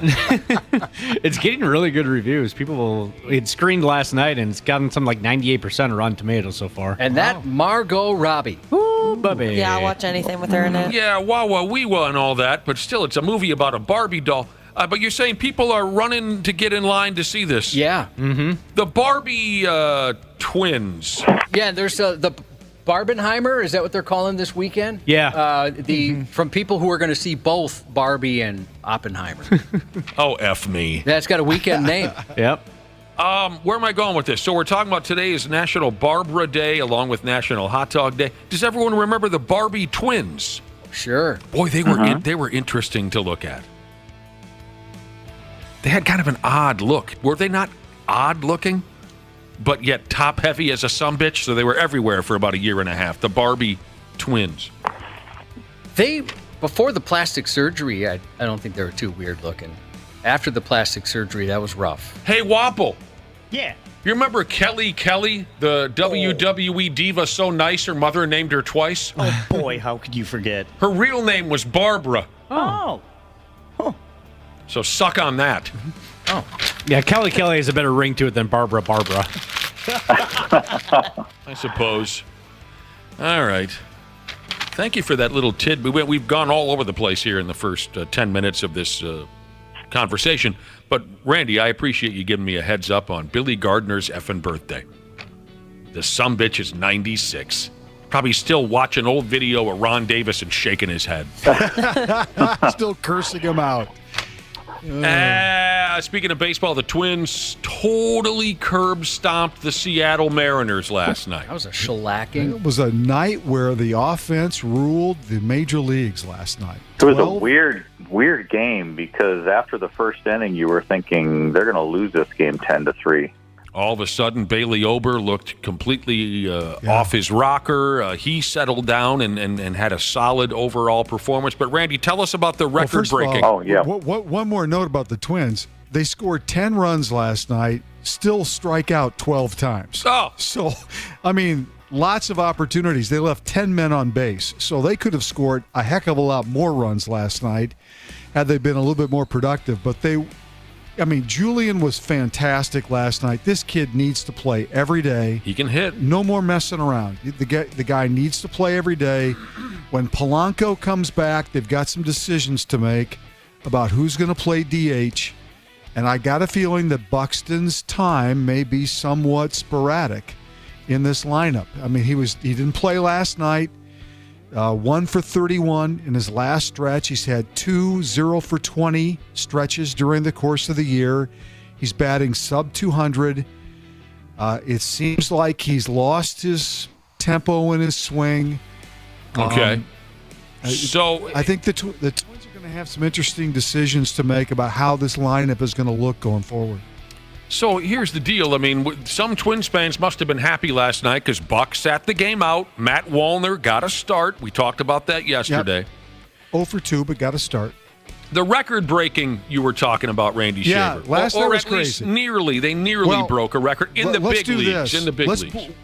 Let's blame the Padres on this, can we? Okay. Because they scored 9 runs last night, the weak Padres. Right. If they had scored 10, then they would have tied a major league record. But 12 teams last night scored double-digit runs. It's the second most double-digit runs in one day in Major League Baseball since tying the record, which was set in 1884. Billy Gardner's rookie year as manager of the Twins. Yeah, exactly. I mean, the Cubs win last night 17-3. Arizona wins 16-13. There were 4 games at 11-10. The Twins scored 10 last night. The Dodgers scored 10 last night. Cleveland scored 10 last night. Pitching coaches are dropping dead all over. You want to hear a theory on why that happened last night? Oh, here we go, Brad Ryder. Let's hear it. Because when teams came out of the All-Star break, most of them played on Thursday or Friday, and most teams coming out of the All-Star break went with their number 1 starters. Sure. Well, do the math. Where are we on Tuesday? Sure. We're to everybody's 4th and 5th starters last night. There you go. That may be true. I'm going along with it, Brad. Still, though, that's a pretty remarkable number it's a lot. To have that many teams score that many runs in one single day. And the all-time records, what the hell happened during the late 1800s that teams were scoring? Look at the records. Number 1 starters were off to fight the Revolutionary War. I don't know. It has to be because the top 4, the top 5 numbers were all either in 1894, 1884, 1890, or 1884. Well, you know why? It's because they were all juicing. They were on the steroids back then. There were no regulations. I think I read this morning, though, that there were multiple major leagues at that time. There were 3 different major leagues in baseball. So I think there were more teams playing, too. Okay. Wow. Multiple major 1884. This is not my wheelhouse. Yeah. I'm going to have to take your word for it. Well, here's an example. In 1884, you had the National League, the American Association, and the Union Association. There was a team in Walnut Grove where Pa Ingalls was third baseman. Right. Mr. Edwards was playing first. Doc Baker was the catcher. Okay, keep going. There was the National League, the American League, and the Union League.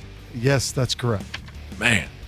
So anyway, fun night. If you had the over in Vegas, and you were betting the over on a lot of these games, ding, ding, ding, ding, ding. You had a good night. Brewers and High Life Jesus says, how come no one told my Brewers that we were out to break a run-scoring record? He says they lost 4-3. Much for Brian Wu last night for Seattle. Yeah, Brian. Wasn't much of a woo. No. It was like, Wapple knows what I'm talking about. It was like at times when Flair is just about ready to spit out a woo and someone super kicks him in the yak.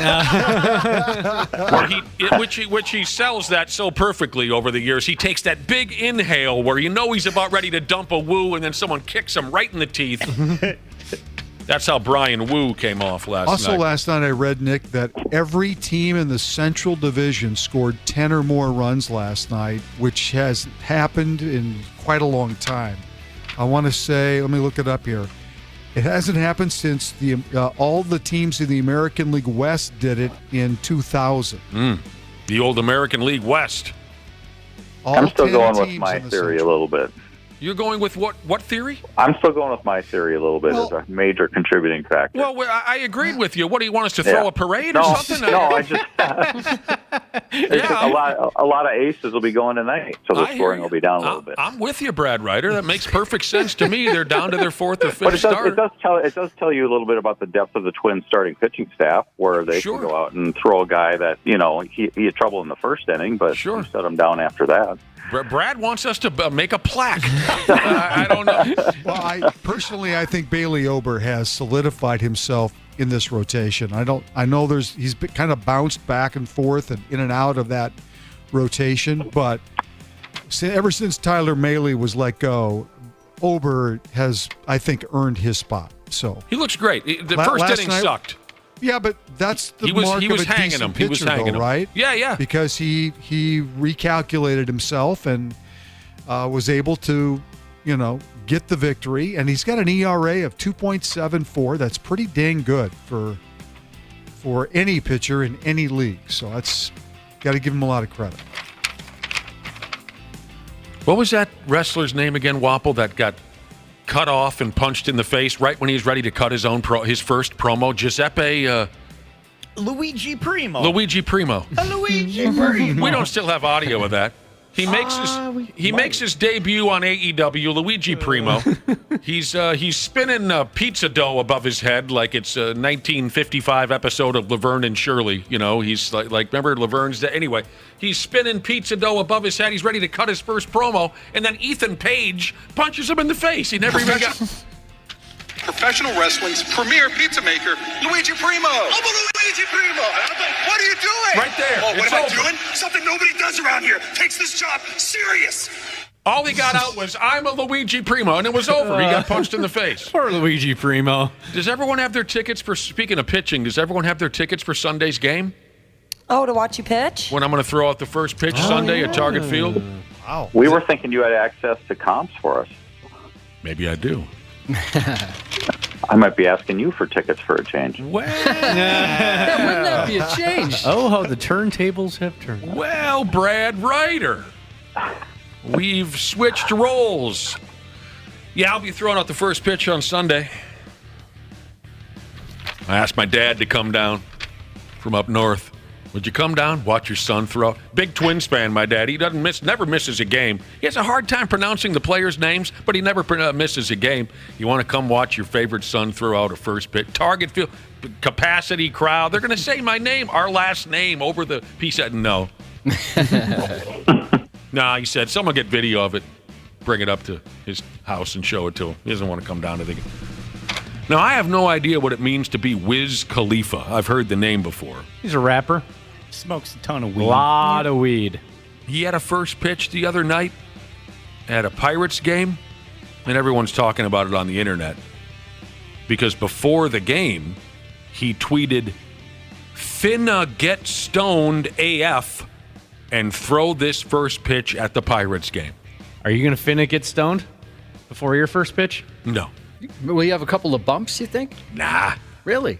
I'm pretty confident, Josh, that I'm going to perform wonderfully. I don't need any... Will you wear real shoes or will you wear sandals? Oh, I'll be wearing flip-flops. Yeah. Attaboy. What does that mean? What am I supposed to do? Put on cleats? What's the matter? Go there full uniform? Are you going to go up to the pitching rubber, or do they make you throw it in front of the mound? I don't think they let you go to the rubber unless you're a big-timer. Well, Ashley, you did it. Yeah. You stood on the actual mound? No, they wouldn't let me. No, I had to be like right in front of it. They That's don't what even I really meant by want you, you on like the you grass. pitched it. Yeah, I think you're on the grass. I'll go wherever they tell me to go, but I don't think they let you on the mound unless you're Kyle Rudolph or some schmuck like that. Yeah, I don't know. Wapple's I on kind of the blacked grass. out when I was up there. I was so nervous. You were nervous? Yeah, as soon as I got up there, everything just like froze. So pot smokers are all really excited about Wiz Khalifa, tweeting about how he was going to get high before going out onto the bump. He was on mushrooms. He was on mushrooms? Yeah. Oh, that's what he said? That's what he said, yeah. That'd be scary. Doing the... Who was that? Was that Daryl Strawberry? What do you mean? No, it was some pitcher. What are you talking about, Doc Ellis? Yeah, there we go. Yeah, that's the famous pitching on drugs story is Doc Ellis, who's dead now, but he threw a no-hitter on LSD in 1972 or 3 or whatever it was. The audio where he told the stories, one of the greatest stories ever. So there you go, Wiz Khalifa. Okay, I had audio of that, and I don't know what happened to it. Wiz Khalifa or Doc Ellis? I've got both. So, yeah, Doc Ellis. Here's the Doc Ellis audio. Oh, God. We flew into San Diego, and I asked the manager, could I go home? Because we had an off day. So he said, yeah. So I took some LSD at the airport. She said, what's wrong with you? I said, I'm high as a Georgia pine. The next day, she told me, you better get up. You got to go pitch. I said, pitch? I pitch tomorrow. Hell, what are you talking about? Because I had got up in the middle of the morning and took some more acid. She grabbed the paper, brought me the sports page, and showed me, boom. I said, oh, wow. What happened to yesterday? The opposing team, they knew I was high, but they didn't know what I was high on. They had no idea what LSD was other than what they see on TV with the hippies. I didn't see the hitters. All I could tell was if they was on the right side or the left side. The catcher put tape on his fingers so I could see the signals. It was easier to pitch with the LSD because I was so used to medicating myself. Mm-hmm. What the hell happened to yesterday? He was high on LSD. Pitched a no-hitter for the Pittsburgh Pirates. People are texting in, am I going to go sleeveless at the Twins game? I think they make you put a jersey on, don't they, Ashley? Yep, they give you one. What time is the first pitch? I don't know. 20 minutes before game time? Something like that, right? Oh. Yeah. 10, 15 minutes before game time? It's going to be unbelievable. You going to go straight heat? Are you going to try to mix in a little curveball? What are you doing? I'm going to throw a fastball. Yeah? Yeah. At one point or another, I truly believe I had a curveball just as effective as Barry Zito, Burt Blyleven, you name it. I'm not making this up. I had an unbelievable, but I blew my elbow sideways about 10, 12 years ago. I can't throw the curveball anymore. Shoot. But I can still throw crazy heat. Crazy. Randy Shaver, you degenerate gambler, bastard, Iowegian, you. Let me tell you something that's going to get you kind of excited. Did you hear about this guy yet? A guy who bet $1 at the start of the baseball season? And at the moment, it looks possible that he could walk away with $1 million. Wow. $1 on what? $1. A futures parlay is how they say it. Okay. And what he picked was all of Major League Baseball's divisional winners for the year. Yes. Okay. And here we are. Where are we? End of July, middle of July. Yeah, almost, 100 games in. And from what I see here in front of me, I'm fairly sure that all of his 6 predictions are so far in place. Atlanta to win the National League East. Yes. Cincinnati, National League. Cincinnati's 2.5 games out. Oh, Yeah. who's in first? Milwaukee. Okay, but they're 2.5 games. They're Okay. close. Yeah, they're in the ballpark, and that's what makes this bet so good. Milwaukee's in the lead? Yes, Cincinnati wasn't first. They've Yeah. lost 6 Right. in a row. Okay. But this is probably why the number is $1 million, because nobody would have picked the Reds to win Right. the division. The Rangers to win the AL West. That's another deep one. Yeah. Even deeper, the Diamondbacks to win the NL West. Are they still They're leading? 2.5 back. Yeah. The Rays and the Twins. Yes. He's in it. He's in it. He's in it, but he needs some help. He needs Okay. Arizona. He needs Arizona and Cincinnati to figure. Cincinnati's lost 6 in a row, so they were in great shape there for a while. I'd be a little concerned about the AL East, too, because Tampa Bay is scuffling. Yeah, I'd be more concerned about both Cincinnati and Arizona. I think Arizona's in trouble. I don't think they have enough pitching to get themselves. The Dodgers are going to take off here. It's just a matter of time. The Dodgers aren't going to. The only thing they're going to take off is Cincinnati's been a great story, pants. but they're barely over 500. So I don't know. It says here the guy made a $1.62 bet on all of what I just explained to you, and the payoff would be summers around $1,194,000. $1 million. There's a lot of NFL talk going around, and I got to admit, it's got me aggravated because that stupid, overrated NFL is going to kick in here again shortly. Is this for real, Skis? An article from Bro Bible. NFL running backs will make less money than kickers in 20 plus 23? It's crazy. I don't doubt that. We just talked about this a couple of days ago about how suddenly not suddenly, over the last number of years, the running game isn't valued the way it used to be. It's a flag football league. It's all about passing and wide receivers and skilled tight ends. If you have a couple running backs on your roster, hell, split the duty, and especially find one who can catch the ball. It's just different. It's very different than it was 20 years ago. Yeah, I think the day of the Derrick Henrys of the world are probably past. I think the hybrid player, the Eckler, the McCaffreys, that's the kind of player that I think is going to last longer at that running back position than what we've seen in the past. Well, there's no doubt about it. You got to be able to do both. You've got to be able to do both. And it's crazy that somebody like Dalvin Cook, we're about a week or two out from starting camp. He doesn't have a team. Right. Mm-hmm. Not yet. I read that the Patriots were interested. But anyway, so... Yeah, he'll get picked up. Yeah, sure. Running backs, he just won't make the money. Running backs aren't making the money. They're not getting the huge contract extensions. The game has changed. The game has changed, but also what executives have found, and it's kind of bared itself out, is that when you give these guys the big money contracts, you likely don't get the return on the investment because these guys get beat up. They get hurt, they lose their value, and it's been proven more than one time that it's not a good investment anymore. It's been proven more than one time too that investing that same money in your offensive line will pay greater dividends, and having an average running back and an above average offensive line is better than having an above average running back and an average offensive line. Well, with all of that said, it still is shocking to read. This is what it says in the article. In 2023, the average NFL running back salary will be less than that of a kicker. It's $1.8 million versus $2.2 million. Okay. That's the difference. And you guys know how I celebrate the special teams, the kicking and the punting. I'm very happy for those. I do feel bad for these.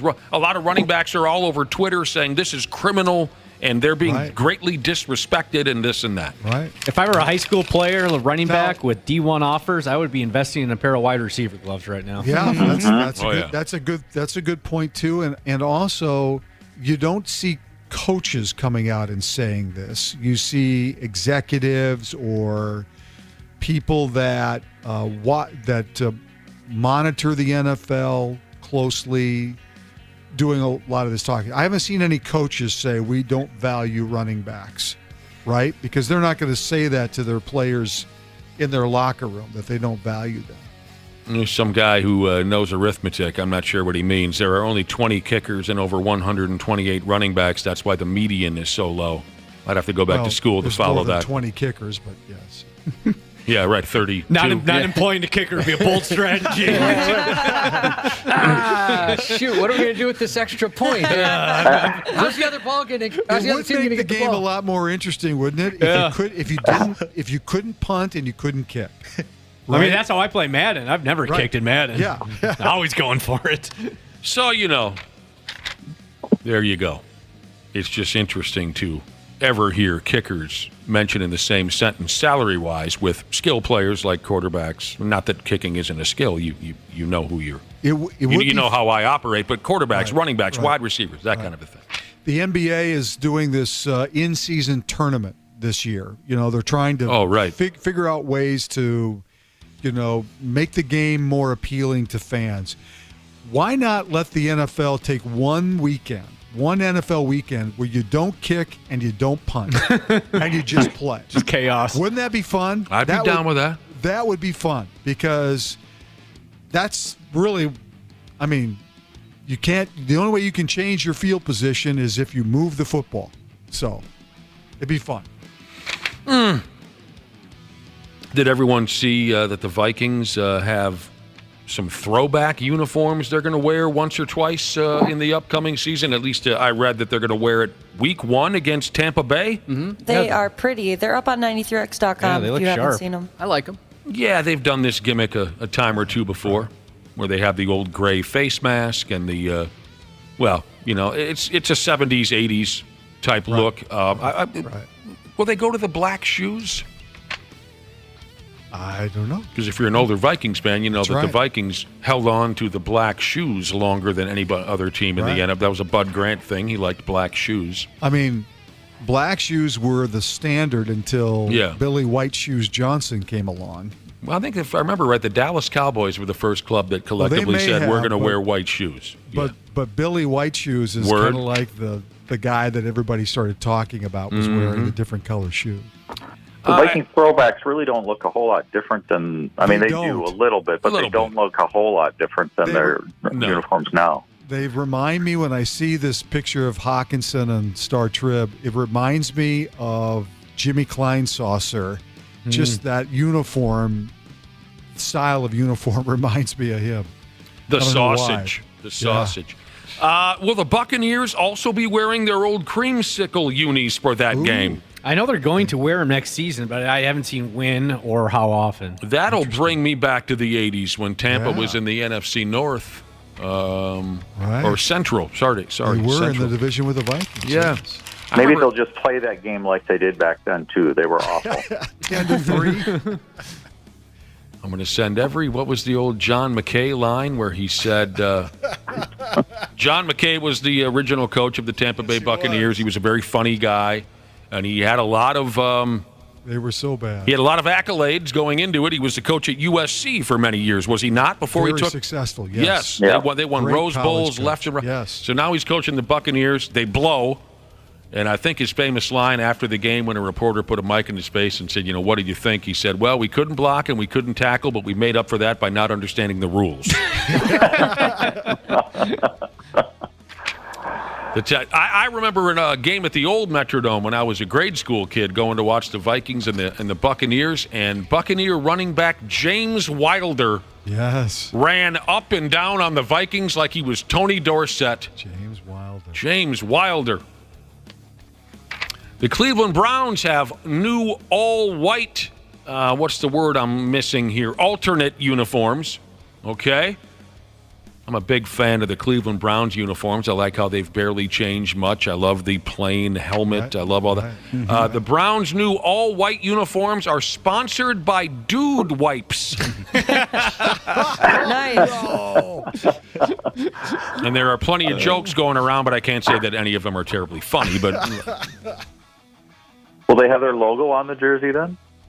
I think so. Yeah, isn't that how they're doing it? I think that's how they're doing it. Dude Wipes. I've partied with those before. I highly recommend. You like those. I didn't know jack squat about Dude Wipes until the Brotherhood started telling me about it, I don't know, a couple years ago. Talking about Dude Wipes. Or you just go get plain old-fashioned baby wipes. They're cheaper. Although I've gotten a few sideways looks rolling my Target cart into the maternity aisle. You know what I'm saying? Did I get the right word? I don't know if that's what they call it, but I understand what you're saying. Yeah, when a single guy walks into the baby aisle with a gray beard and a sleeveless Twisted Sister T-shirt, some people, what are you doing in there? Dude Wipes. You tried them, Randy or Brad? I have not. No, I have not. They'll change the way you operate. It's a nice finisher. Yeah, give it a shot. It is, exactly. Will the logo be on the pants or the shirt? Right on the butt. Lord. On the back side of the back side. Yep. Man, you're gross. This is kind of an interesting text. The NFL should have throwback equipment weekend. Leather helmets. Back to the one bar across the face. And the Roy Jarella helmet. Roy Jarella, he says. The shoulder pads that are about a mile apart. Yes, exactly. Are you butt lords familiar with a professional football player who goes by the name of Micah Parsons? Sure, a great linebacker, Dallas. Plays for the Dallas Cowboys. Great linebacker. What do you think of this year? He makes in the neighborhood of $4 million a year, yet his mama still pays for his Netflix account, or however I should say that. It's kind of funny. I mean, I guess it just says, I'm sure there's plenty of people his age that's common, right? I mean, don't your parents, Ashley? Yeah, I mean, I can't imagine ever like actually paying for it.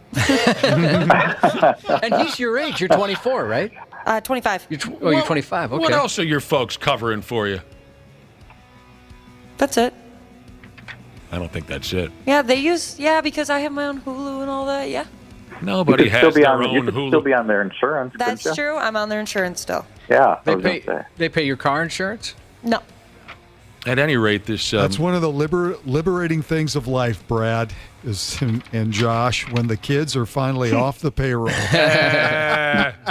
that makes life well worth it. I am a ways from that yet. It's going to be a while for you, Brad. all of the pain and heartache is now worth it.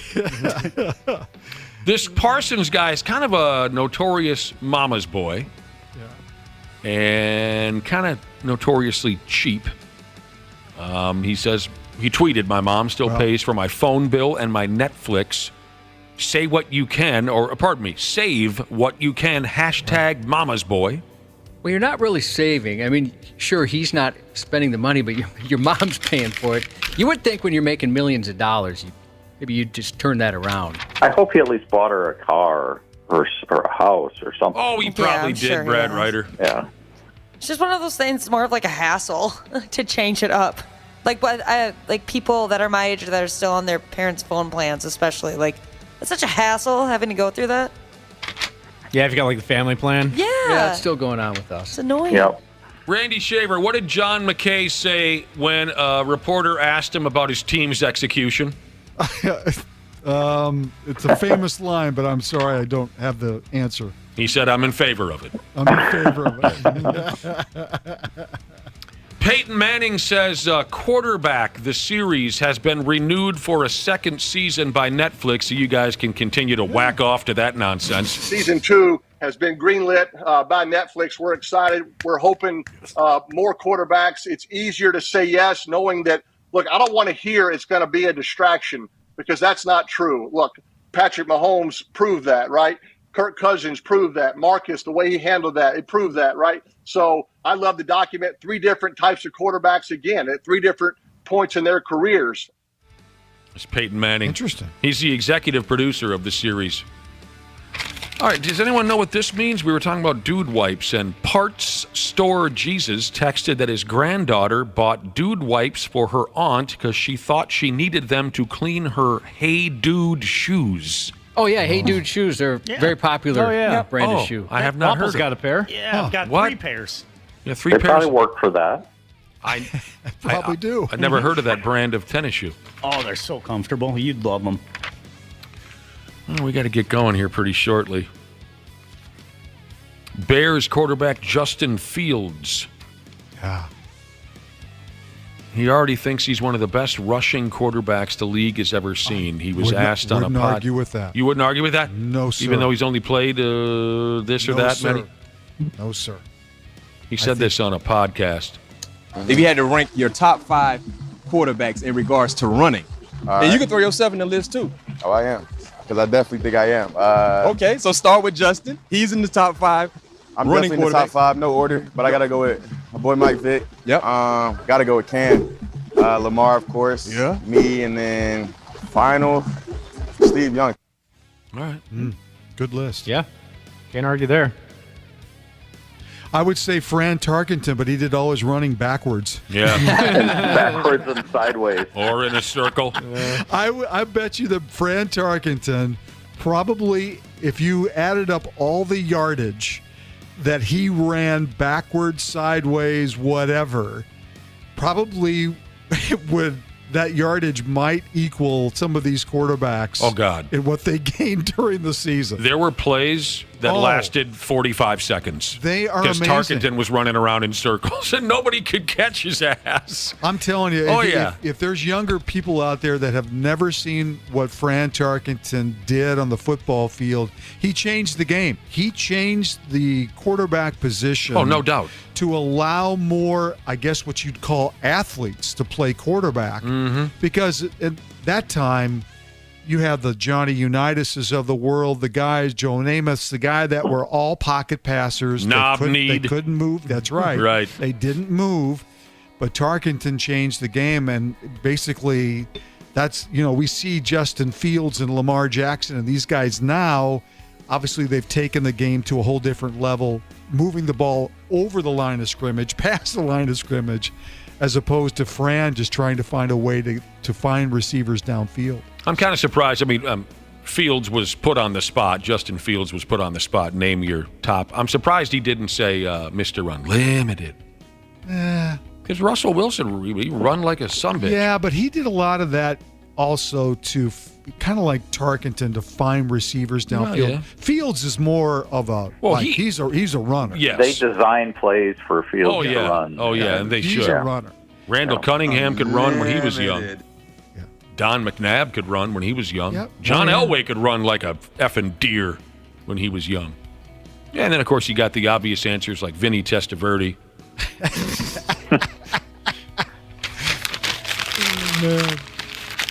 Terry Bradshaw could run quite a bit when he was young. He could scramble. Roger Staubach.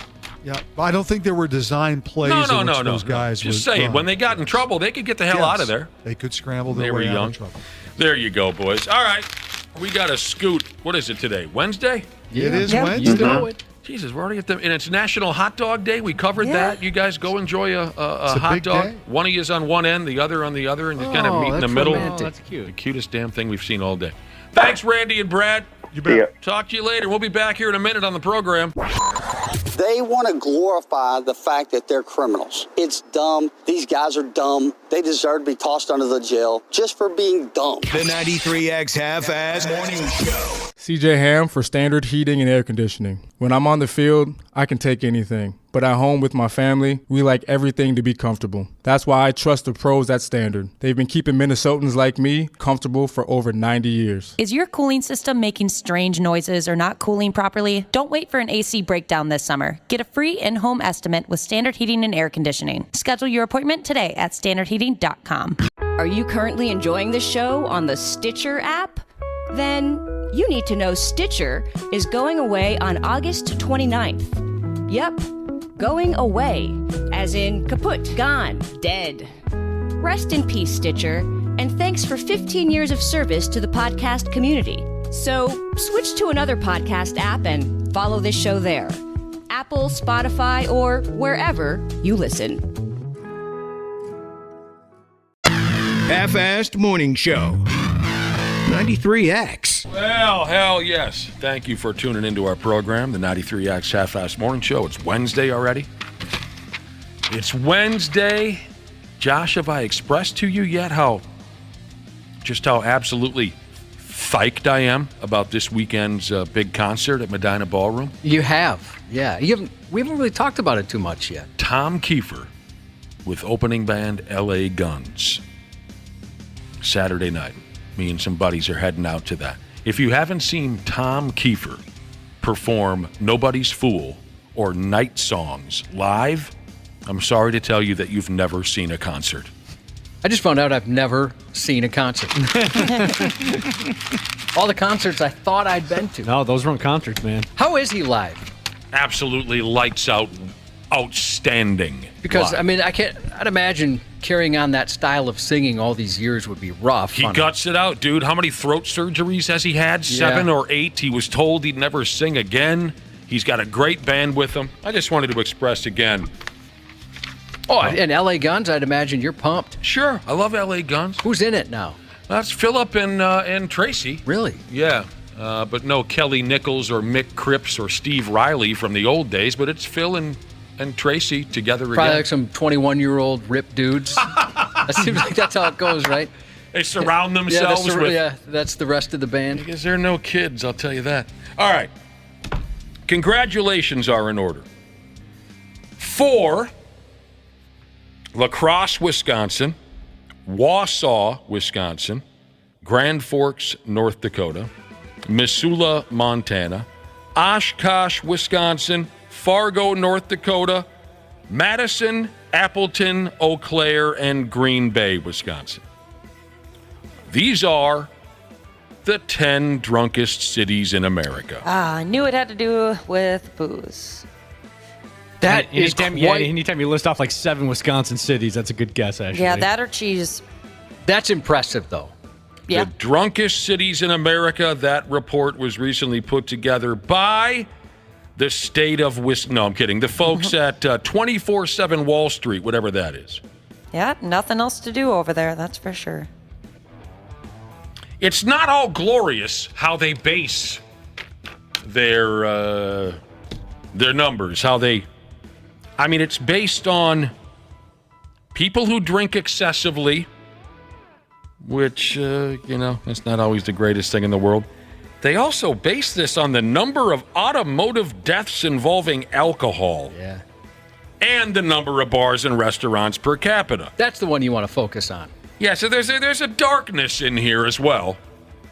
But again, from 10 to 1, La Crosse, Wausau, then you go to Grand Forks, you go to Missoula, Oshkosh, Fargo, Madison, Appleton, Eau Claire, Green Bay. 7 out of the top 10 in Wisconsin. Mm-hmm. 2 in North Dakota. That's nuts. I'll outdrink anybody from Wisconsin, Wapple said about a month ago. Did you really? Yep. I did. I'll outdrink any of them, Wapple said. Bring it. I bet you could outsmoke any of them. Yeah, I got a better hand on that. Yeah. Now, if you're curious about the driest cities in America, Utah. Yeah, I was going to say, is it all 7 of them in Utah? Unsurprisingly, Utah took the top 2 spots, courtesy of the folks in Provo and St. George, Utah. A couple of cities in West Virginia follow Provo and St. George. A couple of cities in West Virginia, Beckley and Charleston. Now, I wonder, is that because I don't know what goes on in West Virginia? Are these 2 towns just so far from civilization that they can't even get their hands on a bottle of hooch? I don't know. Because I know there's some spots in West Virginia where time has stood completely still. Yep. Jackson, Tennessee. That's that rounds out the top 5 of the driest cities in, the United States of America. What do you think the drunkest cities in Minnesota are? I mean, would you go to college towns like Mankato, St. Cloud? Yeah, that's why my brain went. I think I've seen Mankato and St. Cloud kind of tickle this top 10 before. This top 10 drunkest cities in America. I think I've seen them in the mix. And that would make sense. They're college towns. Mm-hmm. You have to consider population. Obviously, if you're a very small town, most small towns don't need 17 different taverns. But you know what? I'm glad you asked that question. Because I know it's not the biggest city, but how in God's name does Anoka not hit this friggin' top 10? Oh, that's a good one. Anoka. Anoka is the hardest drinking town I've ever seen, that I've ever known. Anoka people are different, and damn can they drink. It's just different there. It is. There's something about that friggin' area. I told you before, the last time I went to Anoka to drink, my brother and I and a bunch of friends went up there. I think I was doing a bar gig, and it was just so uncorked from start to finish that when we were walking down the sidewalk to get into my brother's car and get home, I turned to my brother and I said, I'm never coming back. I've just never been 100% comfortable in Anoka. Maybe Anoka citizens can text us, 651-989-9393. What is it about them? It's a different vibe there.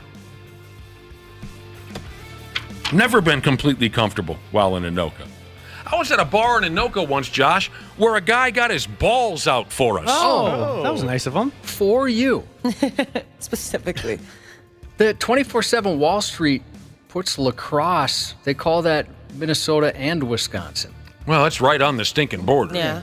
You could throw a rock from downtown La Crosse and hit La Crescent in Minnesota. Yeah, I know, but how do you do that? How do you say it's from 2 states? Yeah, I don't know. Good question. Maybe because a lot of people who drink in La Crosse come from Minnesota. Maybe they cross over. That's a good question. Yeah, I'm seeing a lot of surveys that says Mankato and St. Cloud are the drunkest in Minnesota. That'd be my guess, yeah. Usually St. Cloud's topping the list. Okay, usually St. Cloud has a leg up on Mankato. Yeah, looking at different years in the past. Well, a lot of the students in Mankato are in their early 30s. You know, they're beyond that binge drinking. You don't even have to try to find someone who's of age. Here's Everyone another. is. The hockey team specifically. Yes. Here's another one on that 24/7 Wall Street list. Duluth. They say Minnesota and Wisconsin. Yeah, that would make. They count that as Minnesota and Wisconsin, the city of Duluth. Yeah. Interesting.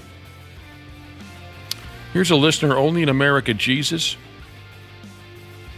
I've had at least one beer in 380 different bars in Wisconsin over the last 18 months. Wow. Jeez. That's impressive. A little bit of a world tour. Another listener says, I live in Anoka and it blows. Although they do have Serums, which are some of the best wings in Minnesota. Yeah, those are phenomenal. My brother was a bouncer there back in the early 1990s. At the Good Time Emporium? AD. Yeah, he was a bouncer there. Then for a while, he was a bouncer at Deja Vu, as my dad would call it. He was a bouncer at What do you think of that? Well, he certainly got some stories. Oh, I'll bet. Yeah. How old of a guy was he when he did that? 19. Oh, perfect. He was right out of high school when he started bouncing. 19 or maybe 20. Maybe 20. All right, sorry to harp on this again, but I just can't figure it out. 24/7 Wall Street, Minneapolis, St. Paul / Bloomington, Minnesota, Wisconsin. Really? Yeah. I don't get it. I don't get it. Other people are texting in about Anoka. Anoka isn't that bad, says a listener.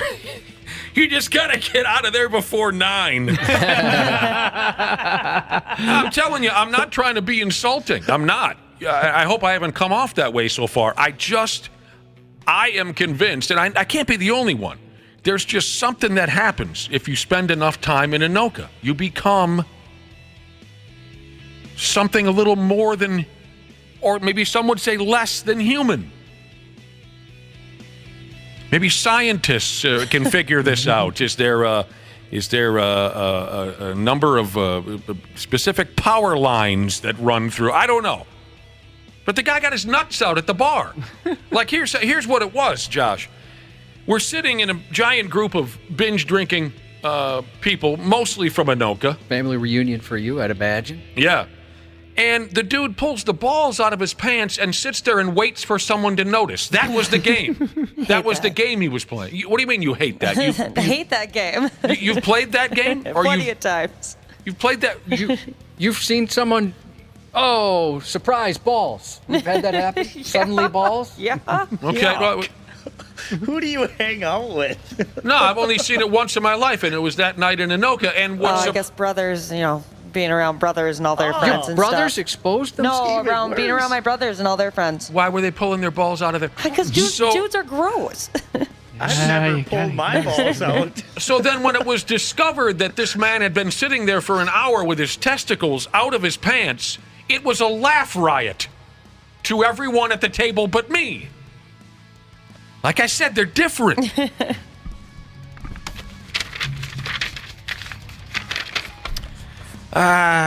One day I'd like to see Anoka make that top 10. I can't believe they haven't. It must be just strictly because of population. Going up against bigger cities. Sure. So there you go. Someone texted in and said, Anoka is the Florida of Minnesota. Are there any towns in Minnesota where you just don't feel 100% comfortable, like me and Anoka? Burnsville. You have any explanation behind that? Oh, just a lot of bar gigs down there, and it was nuts. Just crazy. Yeah, I grew up on the border of Burnsville. I don't care for it either, Wapple. I had to step over a girl one time because she was so drunk in the entryway. It was bad. That's when you know you're gonna have a good time, right? There's a. At least she's on her way out. Yeah, was just she on her napping there? Oh, all right. Maybe she didn't make it. I'll tell you. So there you go. The hardest. Anyone else have a town they don't feel completely comfortable in? White Bear Lake. Why is that? I don't like their bear thing weirds me out, and they're always outside. I've never been to a town where everyone's outside all the time. What in the hell is wrong with you? Watch some TV. Why are you always biking? We have to. We have to dissect this. The bear thing? You mean the fact that they have their high school mascot is a bear? And like every house has the stupid little white figurine bear in the front. Oh, the little I've never. bear. I like the bear. I didn't know that. I think hate that's that. cool. It's like, we get it. Okay, you like the polar bear. Not every house needs one in the front lawn. I love that big polar bear. One is enough. Okay, I'm lost. I guess I haven't spent enough time in White Bear Lake. If you drive around the neighborhood, a lot of folks proudly display a white bear in their yard. Yeah, like a ceramic polar bear. Okay. And then what is this about them always being outside? They're so active. Like I had an ex that lived in that town, and it would be like 90 degrees out, and people are still biking around and walking and stuff. I'm like, what are you doing? I never thought I'd hear somebody criticize the town by saying they're always outside. They always got stuff going on. There you go. All right, fair enough. Now I know where not to go, I guess, if I don't want to see too many people outside in ceramic bears. The 93X Half-Assed Morning Show. What in the actual are you guys doing? On 93X. Here we go. Getting ready to roll on out of here in a few minutes. On this beautiful Wednesday, thanks for listening to the program. We had a little conversation a few minutes ago. We were talking about the 10 drunkest cities in America. Somebody called 24/7 Wall Street added up some good and some bad elements of drinking and came up with the 10 drunkest cities in America. 7 of them are in Wisconsin. Same thing every year, it seems to me, Josh, right? Yeah, it seemed high to me, though. They'll have a couple of showings in the top 10, but 7. Yeah, 7. I mean, that's parade-worthy, don't you think? They had a good year. Well, they do never shut up about their drinking prowess, folks in Wisconsin. So, you know, they revel in this attention. Mm-hmm. They don't need a parade. They're very well aware and will tell you all about how they're the greatest drinkers of all time. But I was wondering, probably strictly because of population, I was saying Anoka, Minnesota's got to make this top 10 someday. They get her in Anoka. They get her done. Got a lot of texts coming in. Oh, Ashley, I also mentioned that for whatever reason, it's not the drinking. I'm very comfortable around drinkers. Josh has met my family. For whatever reason, I've never felt 100% comfortable in Anoka. It's just got an iffy kind of a vibe up there. It does. Ashley said she feels that iffy vibe when she goes to White Bear Lake. The reasoning she noted is that everyone has a ceramic white bear in their front yard. That was news to me. I've never heard of that. And also, too many of them, Josh, spend time outside. I love that. It makes her uncomfortable. People have texted in, and they've said, you're complaining about White Bear Lake, Ashley. You're from North St. Paul, who is notorious for a big, stupid snowman. Yeah. Do you know what they mean by that? Yeah, we have a snowman. Exactly like that. It's just a big, stupid snowman. It's off the highway by a gas station, and it just kind of sits there. Okay. Yeah, you can't climb up it, I've learned. People, you found that one out? Yeah. Yeah, I think people were saying, well, wait a minute. You can't blame this big white polar bear for ruining a city when you're not going to claim your own snowman. We don't have little snowman statues in our yard. Oh, you're being nitpicky about it now. Somebody That's the texted part in and I don't like. somebody texted in and said maybe that's indicating they're a swinger. Oh. Whoa. Dude, then they know how to party over there. There's a lot of them. Yeah. You know, and I might live in a town where people are outdoors, but because I'm never out there, I wouldn't know. You wouldn't know? No clue. And the outdoors thing, the people are always outside doing things is funny because you live by a giant lake where people are constantly running and walking and jogging and biking around it. That's what I've heard. I don't even know how to get there from my house. I've never walked around it. 3 blocks away. Yeah, I have no idea. I don't know what direction it is. All right, I apologize if I'm all over the place, but I'm just addressing texts that have come in, 651-989-9393. That's how you get a hold of us. I'm just addressing texts as they came in. Now, this is brilliant, I think. A listener has made a comparison between White Bear Lake and Anoka. He or she says, White Bear Lake is like an aged bottle of Anoka. I thought that was quite, what's the word I'm looking for, Josh? Poignant? Poignant, yes. Yes, well put. Okay, one of the stories I told about the iffiness of Anoka was when we were sitting around drinking one night up there, and a guy pulled his balls out of his jeans, unbeknownst to anyone at the table. And the game was he just sat there until somebody noticed, and then the game is over and everyone laughs their ass off. I didn't appreciate that. Balls out of somebody's pants while I'm trying to have a couple of cold beers. Listeners have texted in to tell me that game is called sitting in gum. Yeah, I've also heard sitting in hairy gum. Oh. Another listener says that's a game from the movie Waiting. Oh, I haven't seen that. Oh, yeah, they did do that in Ryan Waiting. Reynolds? Mm-hmm. Never saw it, and trust me, this ball exposure was way before Ryan Reynolds was doing movies, just for the record. So maybe the movie got it from this guy in Anoka. I don't know. Somebody else texted in, said it's called Hanging Brain. I've heard that from Paul Rudd. That one I have heard. Yes, that one I've heard. This text kind of was unsettling to read, where a listener texted in and strictly said, "Oh, how sweet, Nick. You remembered my balls."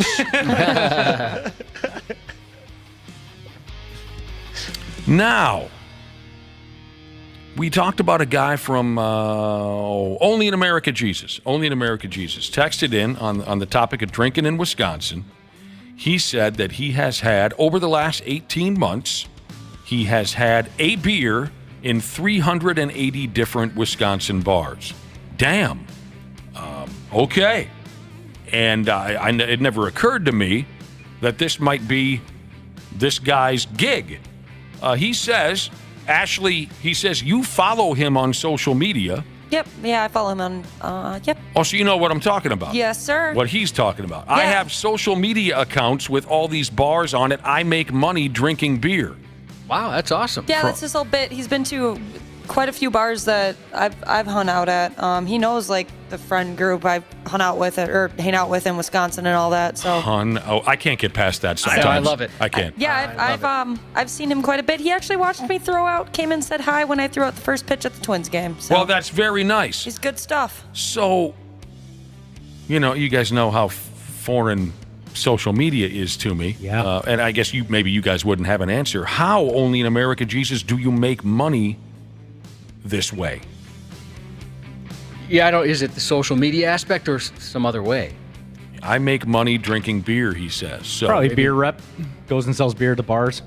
Maybe he makes. That could be. Or makes YouTube videos of the bars, like short videos. Yeah, Check it's this a out. content thing. Yeah. Well, yeah. Look What at is what he? they got here? What does he put on social media? Yeah. It's just like the content, like a review kind of. So yeah, he's sitting there drinking the beer. Does he review the beers themselves? The bar. The bar. Okay. What a life. What a life. But that was a good guess, a beer rep. I've known a few beer reps. They never did anything. No. Their lives seem cool. Yeah. They never did anything. They just sit there and drink and talk to the bartender and then... Yeah, off to the next bar. I know. Yep. Their day starts at 11 because most bars don't open up till 11. That's true. Didn't even think of that. That's pretty cool. Damn. I got an uncle who's got a pretty sweet gig when it comes to hours. His entire life he's worked in vending. Cigarette machines, pinball machines, claw machines, right? He repairs them. He collects them up. I have a friend that does that. He loves it. Yeah, he's never doesn't have to be anywhere until noon. Yeah, it's beautiful. Whoa. Vending and ATMs. That's his gig. Yeah, because the sweet. bars don't open till 10, 11, noon, whatever. And it's not like the bartender's waiting there at 10 a.m. saying, hey, where's the vending guy, right? We're having to run at people in the cigarette machine. We need you here now, man. Right. One final note on all this drinking.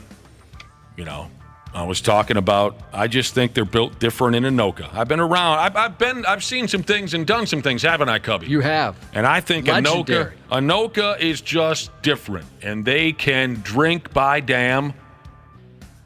Got a text from a listener that says, sorry, dude. South St. Paul will take Anoka down like a fat kid on a seesaw. South St. Paul. I went to college with a guy from South St. Paul. Caught him masturbating in the middle of his room. That was that guy? That's my experience with South St. Paul. That's messed And up. you know what? It hasn't tarnished it whatsoever. I'm fine with South St. Paul. But I was not expecting to see that. A lot of known masturbators in South St. Paul. There's no doubt about it. Got a text that said, shout out to my brother Ian. He just won Player of the Year at the World Series of Poker. Oh, that's cool. Yeah, very cool. I'll be damned. Happy birthday to I Keep Changing My Jesus Name, Jesus. We'd like to welcome the newest member of the Brotherhood, Breaking Hearts and Blasting Farts, Jesus, a.k.a. Brian. Baby and Mom are both doing great, so happy to hear that. And happy belated birthdays to bacon-loving craft beer snob Jesus and the wife, addicted to Starbucks Jesus. The 93X half-assed morning show. 93. The 93X Half-Ass Morning Show podcast is sponsored by Standard Heating and Air Conditioning. New episodes drop each weekday. If your podcast platform has ratings, go ahead and give us 5 stars and maybe give our enemies 1. Thanks, and here's a word from our sponsor. Don't wait for an AC breakdown this summer. Get a free in-home estimate with Standard Heating and Air Conditioning. Schedule your appointment today at standardheating.com.